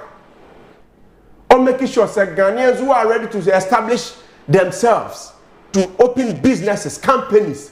Now no me can we says the MPBA a mandatory. I'm running say MPBA bar 4 years. On be a company back on the constituency. Kagana Konini. How many MPs do we have? It was 275 and 276. So if 276 MPs, Bakubia air tries to be a company, either small or big or medium, it doesn't matter. Once it is able to employ Ghanaian people, it is okay. It is 276 MPs. Obia be back on the constituency more. Ask yourself, in a year and in 4 years, how many companies do we have? There were 276. Another 4 years on Sansi. Because the funds are there. Sika oho, I know. Sika oho I'm meeting here. And ya bro any person in Kunya, any wickedness, greediness, any cool my control Ghana. And ya bro perform they are aware. Until and I'm constantly crying ya one. Regardless of car we use, say V8, say V6, say what it is or pen. They are aware. They are aware. But I born in the with him. One was no more elders or sorry no. One no more elders. One no more shake for near get war. Yen no Muslim for catch. They are only interested in getting connected to foreigners. No matter assassin or money, the omnia or who made the keke. No penny here one. But oh how inform her. Yeah, how inform her. Ghana be grow and form her. Well, because I transit you know beside one beside so for years, you who said there was some development project we are binding no more by your corner. They hit you add the app. You buy your coffee and you fix one. You'll be on the Sanko boom. See you. A conform quan a young pro more government sectors no a conform quan chum. I confirm kwa. The Ghana form when you pay 28,000 a month. After say you tell salary no allowances, ubufu free tree or mine car fee. Assign we are mine 40 million plus. I know you need be your friend say companies ADCC are dining fee, and you think Ghana should grow under these people. It's what we could be more there back. Your chain one and you jail 6 years. Yet to me, just sound of him because we are politically connected. Only part that's in your back, fake names, ghost names. Now they are this 715 cities every month. Okabomwa 400 in Kofokabom over millions of cities. On a more free, Obenya lawyer. Now, you know, train. Some of these days are the youths. Ebe your mother say, ya me ya bre. Wakina faso me one pe. And Ibrahim say, musi form na me mefa. Ebe do samre no. Ne do hanu manyo bi ne kumentwi. Edu samre no a enyo obi ne kumentwi. Aba mi timi betena so. Abayin wabayin yo siesie miamo osimi abo mi fi taduku mi fi obia ye dia na ya asitu ana ekọ. And Ghanaians are learning sense gradually ye bedu ho ebusua property TV property dey break so enie ahano we say it as it is na Jamaica Kenya no be ya adwen fine ati so be politically or blind. Ati so be or no the political party bi na ache ne kutupa anaya na adwe say eya die kwan bia so political party we are na time tintu e de kwa yimfi na samre ne beba. When they deceive you, when they give you money to vote for them for 4 years, a combat say in your man ko year a combat you starve until say you be to abafofo, and you ask yourself am I be ben kra na ba o mani mo aye de Abandon number my more yet to say dia obi to kwa bruchako page my. It doesn't happen. It doesn't happen. When can we experience such things? I'll be see me first degree, me masters, my PhD, but me person me tena Ghana high juma. Most of the people are traveling, even people without certificate, they are traveling. Because as I know, upon home they establishing home the content of basis. So yeah, turn my China ni money they are juma. Yeah, turn am I be more, yeah bad wo be bunebu. We are not serious. We are not serious. It's about time my youths I say you join us. Now you can be being champion for the say, regardless of a political party they belong to, we are Ghanaians and we have to fight for Ghana. The intention of our forefathers and to say they are Neyehu. Yes, of course, JDM Betimaka say this is my legacy term to me. Yet everything possible to make sure Ghana grows. What if the people around him are wicked people? What if the people around him are armed robbers? What if the people around him are thieves? And this is why I've been saying that regardless of the political affiliation or the bonea, yan jelly challenge to other people. Other countries are doing it. Why can't we do it? Is it so difficult? Is it that difficult for us to do? It shouldn't be difficult. Because if you are not able to do that, we will be taken for granted. To onya political party be, onya office be kotena no. And ye obe creative bibia, sike ebe nyuna fa hono. Ebe tibe si school adan, ebe tibe si hospitals, ebe tibe ya kwan, ebe tibe bie nduma ma Ghana for mo tibe nye bia ye. We are killing our own selves. Na me ma Ghana for mo efia exactly ekoma ye di se wo hwe how foreigners are dominating Ghana ha minim. Obubo most ni bebredi a China for dia na say kra China more. Etiwana ebie more bi Ghana ha ma utum ze we die Ghana for ni bi na kam unya sa asika no na die. You won't get it. Even if you have that money to open or to establish that, the frustration alone you go through is difficult. Regardless of say we can say we be a Ghana for for, but at the end of the day, they push all the monies they will get. Normally come. So your Ghana need to be some money, Sikano will still rotate in Ghana, and you will still have money here in Ghana. If you are Tiawan and Kwame from Rimna,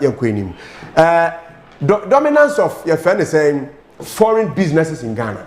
We are sure at a point. A bit me, agents are born in Ghana. So it's so the Benye be pa, shall say Sunya. Because Ghana need be a company, workers are move woman every year be a new workers, Baba. Okay. Every year be a new workers. Okay. But who shall China more? Ghana need to me ye Juma or 3 years, 4 years. Okay. Not that particular person that's who ye Juma or one of them, so can we be. Sad the Anisuka share Santas more a China more yes she. Okay. Ghana for no musu. Na same with China more kwa even momo wutia na cashier na say ni produce can no say tape me na me bisa girl say okay momo me tape o be say that one sack or say we receipt no on receive ya the other so chasa me dia so oba return ya ama me okay oh but Ghana ni say on farm ma and Dre ya me friend Abeiku na fie because of obi be pa dia o tape no na madam na ni nje ho Inti chasa oba puna sika okita ne pay no kra no chasa waje half in a day inti madam ne nani nje o Ghana ni o inti wasake ne money to ne fie ba China mo be ye adwuma wo hono mo sa tips ne kra no betumi dey establishing wo bibi mu okay won so san crofo no mu ko mo ni workers no mu treat o mu ye o mu ko mo ni to mo bebi a Ghana for so mbaje o mo awa we too but ye pay for no so ya o mo nhwe bibi no mo yamfa ho yes but ideally no say ohwe senia say regulations ne ko e wo man ni mu no a say Ghana ni no a ono ye indigenous Ghanaian no ondidi na say foreigner ne bebo rem the reason ti ana pe mi mebuafu pa ne say the recent incident esi e wo ye friend say pamro so na ma mebuafu pa enu mo me de e hodo mo amanfo aye adwuma for so many years all of a sudden papers dey abase ya trauma China ni nti ahwa ya politicians nko na nanum no so omo hwa so ya omo nyina omo partner na omo edi sa abone no omo partner and omo edi sa abane no because nananom na mo go ahead even politicians na ya nanom betumi asoli egina ne amanfo asoli egina agi asase no but sisi nananom ina ne politicians na kan bomu nti ankran den no betumi aya fa ombeje mu omuntumi ya hwe okay enti ana yeguso ha ye discuss no ayade bia ese Ghana for ye start dwen ho because say andwe ho a ye hu ni say normal thing na gbe hu an say one day na baby e de ma foreigner bi kra say as a lease say ye de ho no a rent ni say onye adwuma kakra wo so no e bedu me no ne oman na etwe we wu say business dey team ya want me to no on aban ne betwe na on oman no nipa otoman no e betwe. So what is happening? What is really happening? Yo, young queen na me for the next topic no. If you flat, esu yiriye na no nsuo to na nsen. It looks as if nsuo petia and nsuo sha se beto a. The best thing I say nipa bia ne say woda baby ana uti baby a hono nsuo to yiri a na wa pack onwa megusoro. Because o fie adwuma mu na ye catch us nsuo ato. Obeko fie na onwama a ewo fom ompa ne o bag nya no nsuo amene no. And then you say akra we rent the almost say trend nsuo nto. Sana we rent. Particular place I will bet me so na me bisa say oman no wo some strategies bia from time memorial one more di go akwan mu ebetimi reduce flood e wo Ghana because a typical example aye odoko kaneshi kwan since you talk be 30 minutes an hour so ukra car and now it's dangerous for you to be using that route. At all this while no what is really the issue, what is really the plan, the strategic means and before ye at the abodi sisa no mani nyina no so do Dansoman no okay Dansoman junction if you da Akuman junction ever do Dansoman junction e kwana say from ho car park na wo so IMTF office na wo ho no gata bi wo techno for ho e ho no nsuo to a e yiri sa na aba Dansoman junction e kwana my no several times on numerous occasions but e kwana say ya na be say the reason is very simple because obi akwa si dan esi nsuo na name e wo ho. These are the things we need to be checking. Assemblies, you know. Your friend is saying EPA 4, but Obianke, me to me yet too sure say some of the leaders and almost even take positions, you know, or more mind hold. They don't have anything like or mind hold or makumim. They don't have it because if you do, you never be quite sure. So never be in Korea and not anywhere see honum. People are only interested in their pocket. And that is how come Ghana is not growing. Other countries will grow faster. SCA. Meanwhile, we have everything than those countries. The reason we are losing every time. Politicians are interested in them coming to power. And when they win power, that's all. The rest of the issues are history. And it is a young Ghana phone crying, so more entertainment businesses, MBA companies. Now, talk to some CEOs and see how they are suffering. Only CEOs in Kasa, for some bread taxes they pay. But abandoning me in Shebia, the private entity say, or show moon crying, say, moon to me employ more workers. You can follow do a sign about to employ. How many people can the government employ in a year? Now, by institutions are saying the private ones are more.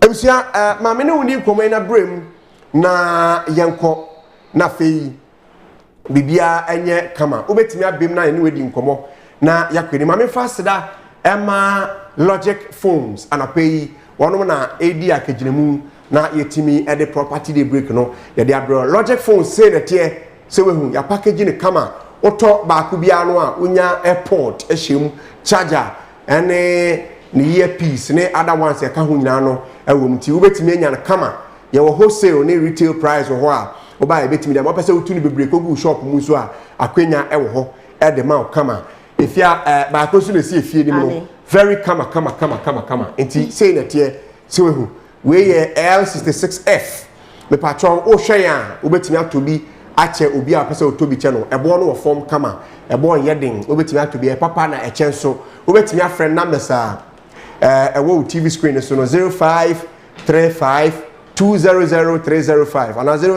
0362196526 na numbers abetimi afrend no mami bie akwanya ntum na bra na yendi nkomo kakra the dominance of foreign companies in Ghana sanya amanone anasa brochifo amano our mufi outside Ghana it will dominate Ghana with business ideas Ghana we are not even able to set up because Abeiku I and Anigye said they are not interested in the local people more Ghana people are not interested in buying local goods adentia because yama local goods now inferior people are not buying local goods because Ghana had ya papa Ghana had ya enya ade bi say 200 monkoto but if you are broaching a buy there everything has been import what do we export at all kayenso yenya abambi o ka kire ye say we are going to have a more production year than that of what they be imported he say him say afie dey see o say ye more production you produce a lot. I know say some Ghanaians will have a better work to do. You bet me I exporting Nyoma na yesu ye dia tia kwechiro amrone. Our leaders are not thinking that wide. They are only thinking say okay, ya Ghana for ne de bibie ni on man ye bet me aya na mpo Ghana ni sika odi ko bie business. It will let's allow the foreigners to come in. Kenya bad. But they see then Ghana are not able to open or establish businesses. Meanwhile, other people are able to do it. Other people are able to do it. And I turn or manager padeni in foreigners to the point that they are even destroying our natural resources. Yensio, your water bodies, your quiet forest reserve, almost saying but we don't care because of what some people are getting from Nsasine Japadia ye ton dia ma wono no o akwanya se obim na ye da ne ho ba 0551 556622 0551 556622 politicians are only interested in themselves so they are only interested in themselves and if not them anya wo sanya politician ni fie ni nebusu anya wo I for no some hodi your friend is saying I'm on a phone so responsible no mu so akoko na with your friend is a politicians no and a mama or my konkro Ghana emu nipa atimu ebre enti na kwa mountain na Ghana fo nkasa wo Ghana fo du a ehiafo ene wo mo ho kire mo a wo mu no wo mo doso but wo ma na koye kiu kwato abeyi Woman acquire MPPO, NDCO, CPPO, woman a DH requires Hadian. Dabe. When any bet me to an among Major Naso Asomai. Mamma Dana Hombra na Yashan Komo which in a fantraso, your farmer high property TV, property de break so any $1 estate, 7 country on a place, one more lands. Ya one more tongue was Saladano, promo nuguso, air cross on T. Amdor. Ubetimi no medi nkomo na wo metimi aboa na wetimi ato asase a ubetua ne daily ana weekly ana monthly ubetimi nya ne nyina bi o makache na wetimi ato na etimi aboa abrante wato car na auto ye na se etimi track car ne ma o se na be ya car ne ntimi enkonkoyira eti RKM car tracker na car tracking device no yeguso a ye ton me patcho ubetimi aye wild na woni yen edi nkomo na yape tracker ne ba kwa ma o na wetim dia bo car mu etibia na o use motorcycle trucks saloon cars taxis ana say bia na o de na tricycle abobo ya na say bo se o kan matru ni nyina ye be fix am o kama ye connect ma mobile phone no a na just o de nam ya de obi betimi asnache o car no e de fi unsem o park be bia so a o internet nko de o betimi monitor o car no na no so timi aboa Logic Phones and afi RSC Media College omo na ebo anope na property bi kuna aboa kwa so me da no me hutia waba na nkobo we chede ato so femi Abeiku Yamoah ye basese a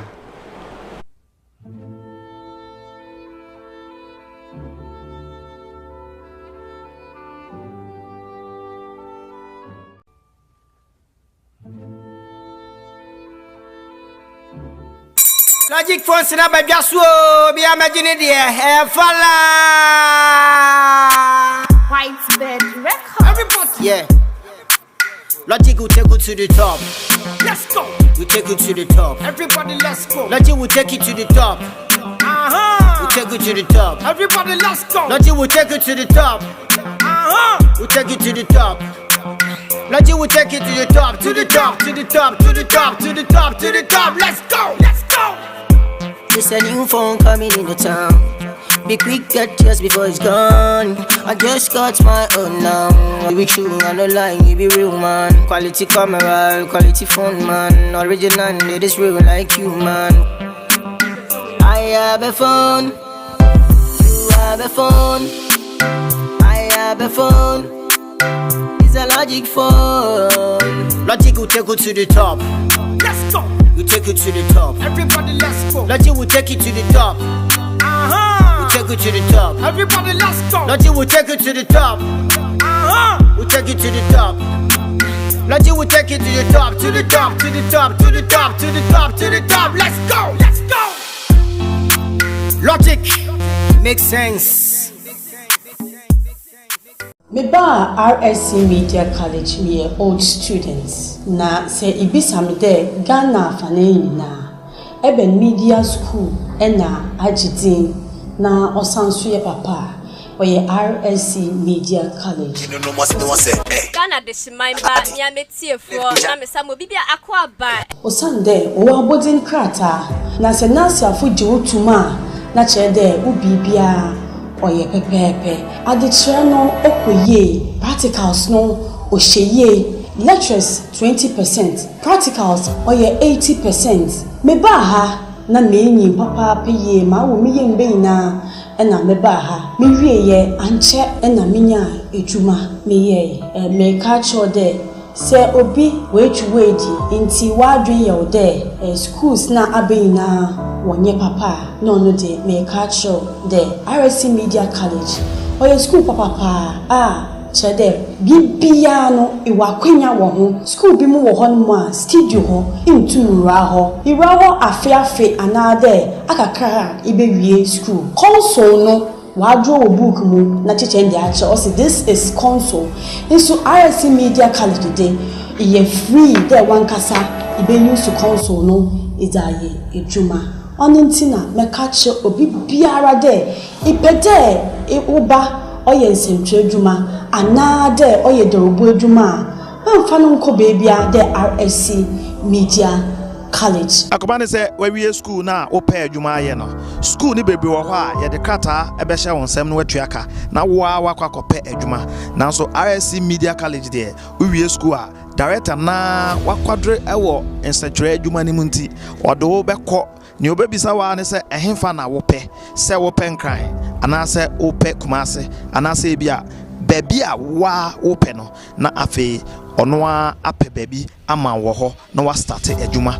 wakwakosua adwuma ne ya kire wo ha no wakwakoye wo ho na afi nyame ye wadoma ya fawo e wo ho RSC Media College ye RSC Cosmetology bridal makeup and eye enhancement ye dreadlocks wig making any fixing ye nail fixing just extension ye makeups ye manicure and pedicure ye body na ewa ha me kire se bibia ade ye de siesie ho ema oba ho febia no me kire ensa no edwuma aha na wo benya no ewo ye balu decoration ye bridal decoration flower arrangement photo shoot decoration ye wedding table setting decoration red carpet decor and flower ye pedicure and manicure and I change women I change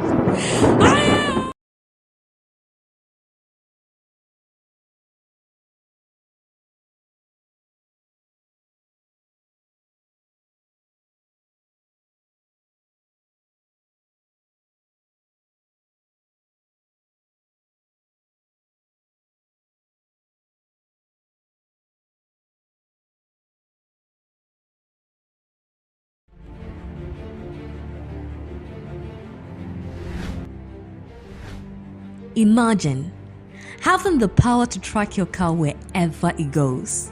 Imagine being one step ahead of potential thieves. Say ya for sell the car bejania, and you were a big mistake.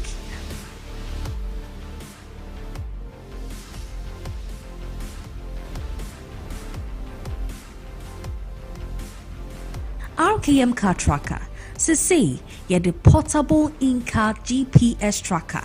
Boka biara hobai. And chamber confirm for Kanjanu. Beje portable in-car GPS tracker and take over your vehicle security. It's super easy to hide, providing accurate location tracking with 0 monthly fees. No battery worries, no hassle. RKM car tracker sway.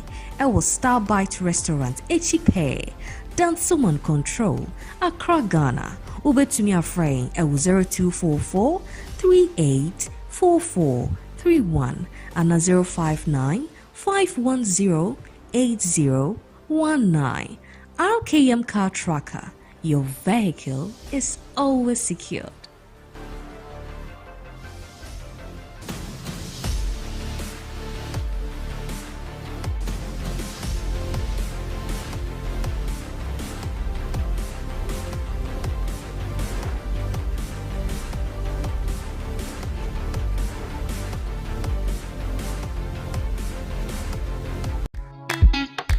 Ghana for a fearful na the RKM Vintage Gates Abba Nati RKM Vintage Gates the Nyani Nadia Papa and a kabum aye ewa hoden check classic na boy fear who buy.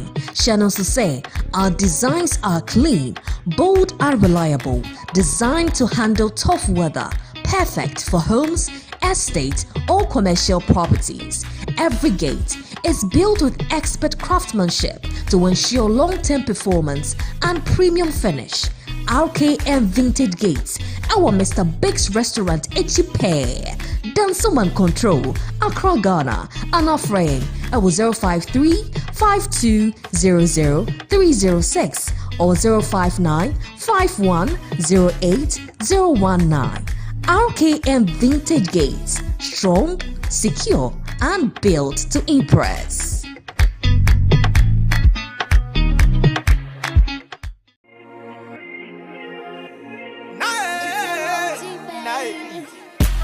Hi, do you dream of transforming beauty?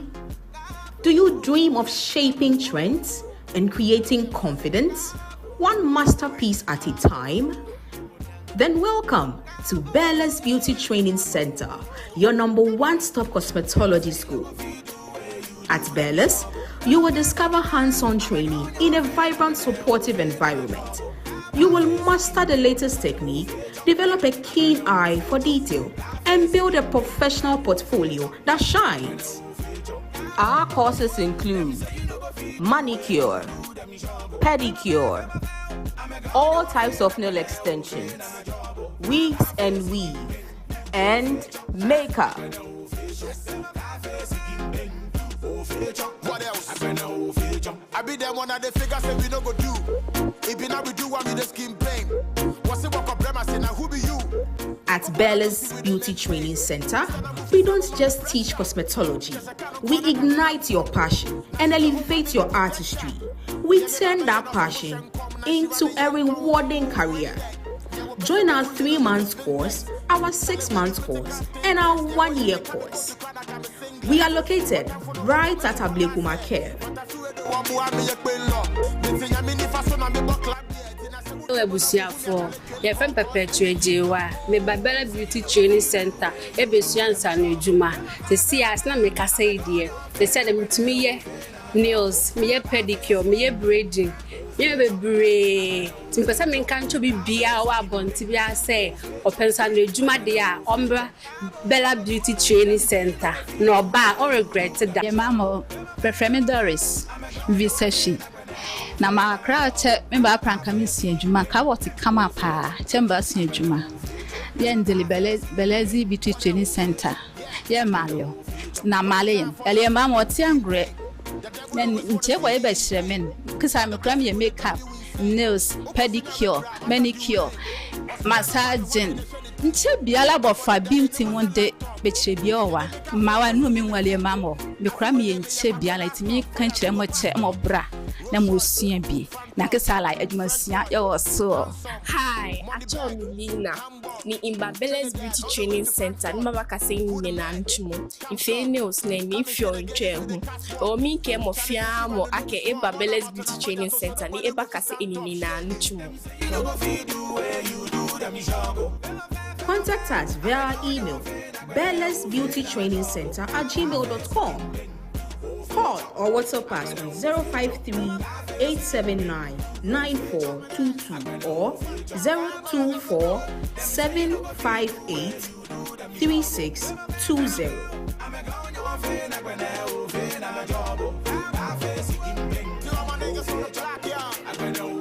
Hello everyone, I'm Beles. I welcome you all to Beles Beauty Training Center.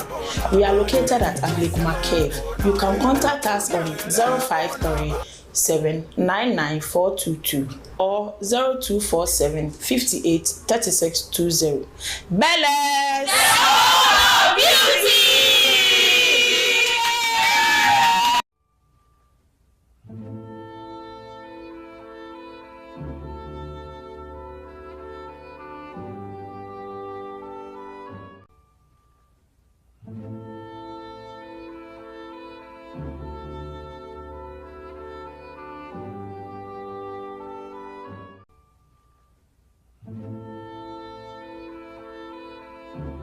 Mema akwa abade twato kra na me fambra property TV property dey break no so anape na ma me fast da ma boafo ya no pe se wo mo eboa na property dey break ejo da kopem me fiada no ye dey ebeso mo anape yi ma me fa nko RKM properties for akache kane na yenkonkoto yen saase nyina wo honom ye no ebetimi aboa yenti areas no ansaase ne bi wo no ana ye dia ban ye location of office no ana ye office location no ewo Dansoman control any property TV ena wa brosan ba ko no emu Accra ana ye wo sanso ana me bia obenya ye saase ne bi no ewo Afienya Temasi 25 afie wo prom after Central University ana wo prom beach ana afie wo Kaswa Papase areas I want saase wo no ana afie betimi afre wo 0540 966-492 0540-966-492 and 0546-714-960 na oni yen edi nkomo na yetimi ahweba wudi asase ato a ebetimi abo haw bia eni echire mepacho anape bia na opese utukwan na okọ amrone ekope dwuma na oye Dubai akwenya ewo ho anape na boaunua travel and tour Boaunia travel and tour na pay me no ekwa kopi mu wo makache e pacho mo na mesre di ka cho to answer 0200 211963 0200 211963 e pacho ofre won mo akache won so fa number no e wo property TV so Boaunia travel and tour say won mo akwenya e wo Dubai nko for now won mo 50 cleaners slot e wo ho etibia na pese okwe cleaner e wo Dubai a ipacho sika obetue nyina e 13,000 Ghana cedis kan sika no 130 million ipacho dia be ne se untua sa sika no ansa wo kwakoye medicals wo ye wie na se o qualify na o visa ne ba na fe wetua sa sika no na omudi bi etwa ticket omudi bi so tua visa ne ka aye hunu ama nyina e dia ma na afi bibia so ayekama eye Boaunia travel and tour na meza on your TV screen weti afre na on omedi nkomo enu echi nso no e bia na opese ukọ na ukoye general helper eti bia na ukọboa obi ofie ukọboa obi wo the shop mu ni sa de ni nyina enu so mu hia nkrofo 400 enu beti 110,000 cedis kanisi kan 11,000 Ghana cedis 11,000 Ghana cedis na obetua na eno so ubetwan visa na ready a wetua sasika no so e de ama company no na ye de twacho kra no wo mu hia drivers any motor riders 1,000 riders ni motor riders so 1,000 eno no fra sika wo mu no wo bechichi mu e de a kire no an se wo passport na wafrɛ wɔn no makyerɛ mu saa ɛde akyerɛ no pay wɔnom so ɛboa ma property de break no so abɔ akwa so meti akwan ɛwɔ Dansoman Sahara frɛ wɔnom na no mu ndi nkɔmɔ opa ye walk in to office na kɔhwɛ sɛ ne yɛkɔ so ho na no mu ndi nkɔmɔ no mo na fe tu kwan kɔpɛ adwuma no bi nso na yɛ na bibia so enwie pɛ yo RKM car tracker se car watɔ no ɛho hia sɛ wɔbɔ car no ho ban enti pa atwɔw baabi a wotɔ car no baabi a wɔbɛ park sini ade nyina na ho hia pa wotɔ tracker yi bi na yɛ fixe wɔ car no mu anti motorbike ɛna fe saloon cars trucks ɛna trailers car bia ne kɛse ne ketwa bia no ebetimi afexe bi ɛde abom ɛde amawo me patro ya na wafrɛ wɔ 0244384431 0595108019 Dansoman control property TV abosan mu ɛna na pay yɛwɔ ya yɛde yɛnsɛm yɛde ɛbrawi afei $M estate sɛ wɔn nsase no ɛwɔ ahyalaja nko ara na for now no ɛwɔ ahyalaja ɛyɛ man ahyalaja nsase no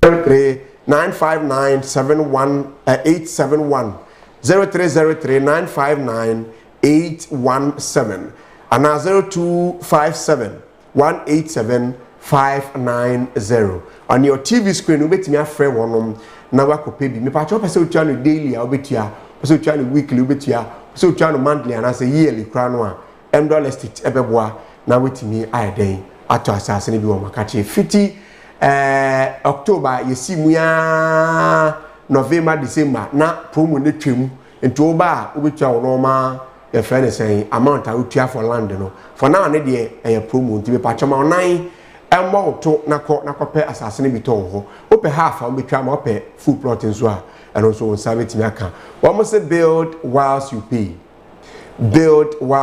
nti oye den usi dan no na utua ne kakrakra utua wia na asase no abeye odi kra na o document unsa etimi aka anapi wo so eboa ema property de break no so abawa kwan so pacho RSE Media College kire newscasting chi ene brofo wo mo kire ni nyina afi wo mo kire program hosting wo mo kire MCR operating wo mo kire sound wo mo kire camera editing wo mo kire ni nyina afi wo de media law and ethics so ato ede amount wo mo wie so a na afi ebia na pese obeye cosmetology wo be kire any other courses e ka ho obese usua nyina no wo be kire nyina e Central School ba ko a Ghana from P4 agiatum me pacho nasiafo agiatum na Ghana Education Service so agi wonom atum me pacho 0244 911365 0244911365 ana 0244 934195 na oni omudi nkomo na omotimi aboa certificate diploma and advanced diploma and abenya 2025-2026 admission no egusu a ekoso first 50 student no epacho wo be fa form ne kwa ya muntuare epacho yentem na kokosua de we wie JHS SHS but we other qualifications but no person we media no a akwenya wo ho edema wo betimi akwakosua de e wo ho two campuses na ewo e wo ba ko awoshi na ba ko so ewo Abeiku agape freyen na woni yen endi nkomo logic phones finally ababedu logic phones no ababedu medical twanfo ye de akyew na ohwehwe bukra no a se ofa other phones no a logic phones so stand tall na che se wo mutimi eboa ema edwo bia pese odi nu pa se pese wutwamfo yi pa de a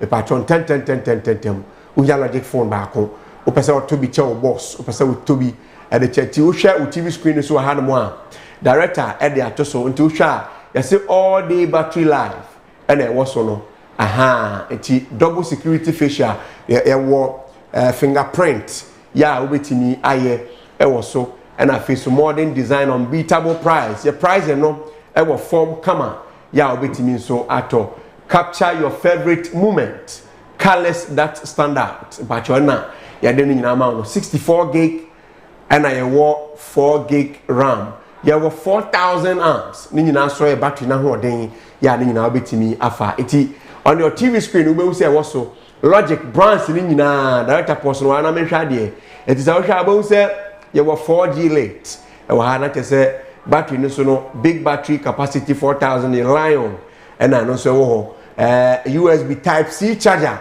tima mo type C chargers ni nyina no so ye de aba na o hwe so a utimi kra no e charge fast because charger no very very simple and a charger no so charge fast until no TV screen be double security face recognition and inside fingerprint in chain on the phones na ba na say ni nyina no mo ya fingerprint no which is all don sami ha ba do ye de no ye de aba one side don sa to so na bi say we hu and a face so san so wo sa face ID no odu wenim to so a na no so etimi aye den aboa na bibia aye kama enti eno no camera no so de wa hwa Yamoah real camera 8MP plus AF plus flash selfie camera and I know so no to me the selfie camera so so there one can shout to me now the yam the crowd I want to say one more 64 gig RAM and a 6 ROM and a 6 gig RAM same way na what 64 gig 128 gig ROM and a what 6 gig and 14 gig RAM me patcho ni nyina your phone no the features ni bi and ya de atoso e de amount no me patcho 50 say ya kwa de ye bia tum a logic phones inti my favorite ni the friend logic and L66F inti me patcho 10 we no RKM Ghana Limited pe and I obetimi nya phone we ediefi unya ne be bia baby no no abenya no ye pe na yakwa faba ye de ba ye Ghana for gitum etoto ya afei and a next badge ne so and I said next a ni so aba etimi pacho ye ntem na be pe bi na to na ni so dimbo na otokra no a ye sign amount free airport and a hwe so we said that kama nti we L66 no oto na amount free airport na odi ahyewa so na odi na me pacho ye wo wholesale price wo and a retail surprise and so ewo baby a behu ye ti akwan ewo Dansoman control property TV abrosan no emu eho na yewo Dansoman control friend na mesi na one secretary eni komo 0535 200 306 0535 200 306 and 0362 196 526 these are the numbers I'll be to me afre na only logic in pin for edin komo na ometimi ama obi 128 no crowd am say eno no ulodu nua magusu a echepa etiani nie say that am poso ha na mame 128 ROM and a 14 gig RAM no and ma machine no SPD enti efe no RAM enti eno na ma phone no SPD app enti e wo 4 plus 10 gig VRAM ten ebe boost phone no ma phone na ho den no etimi aye den edwane ntem ti ubo internet so a 10 na te say ekoni ni mu anesa aside from that no so no 128 gig ROM no and a phone capacity no ma be load egu phone no so obi on mo twan phone yi pa TikTok esi obetimi abeto baako person dey here light and so camera no so quality ntino oto a ebetimi abo so no TV screen no and a yetimi etwa phone yi na dey akere no enti opebi ato a epacho eno an say obefre na mesa me boss no secretary befa na oni wedding komo bia na pese wutu kwa kubu shop mu na oton e wa wholesale price and the retail price and so e wa betimi ato 0535 200 306 0535 200 306 ana 0362 196 526 on your TV screen no numbers no so ewo ho na oni yen edi nkomo na oni logic before edi nkomo na etima ma watobi na bibia so I find ebisu ama yen fancy na yenko if ya finally no ebia wo be dia na we be dia which is na okay so what I'm trying to say anopia wo hane say whatever discussions we've had here no before share na sania foreigners na dominating Ghana hano in terms of business no one more equip one more encourage Ghanaians so a eba no entrepreneur ye wo mu no omutimi mwa na omuso ntimi giro mo na so san say it is even better say ye beboa ya yen krofo to establish so that sika e benya nya no will be circulating within Ghana than say we benya sika no bebree no be move e de akọ outside Ghana e ba ne sa sika entena oman Ghana ha ana pay ma me fancy na me fast da ma ifia nhira so de kasebo edi kan e de e ba ye shila esiesie yenim e de ma ya no pay Judith e wo ye friend say reception etima o me friend logic for no ma o me friend nyina no Judith na be fa course no pa cho o friend ko kan che ne say nyumri o hia wo baby e djuma no your ton phones but your friend pe o say hi Madam Judith, I'm calling to make inquiries about your phone. I know we be nkomo kama the voice yet de papa so we hu now need nkomo voice ni nti e ma voice ni da nko cancer for front no o de ha ba ma ho afei ben e hwe cameras no Ademaye one Enoch and a share cameras in the Mayano pay Mr. Say and a share with sound and other production and a face so bright and what MCR no pay me producer a Priscilla Usubuama on no cancer me seen in the Mayano pay the buy social media no so no the share at the Mayan Abigail yourself and Pinky Nidima Aqua or the Namusu and no no honam tinkete ba na adwen ye adwuma pa ya fra me Abeiku Yamoah ya sore so nyame adom etran won kwemu a ya besan aba makram nyina.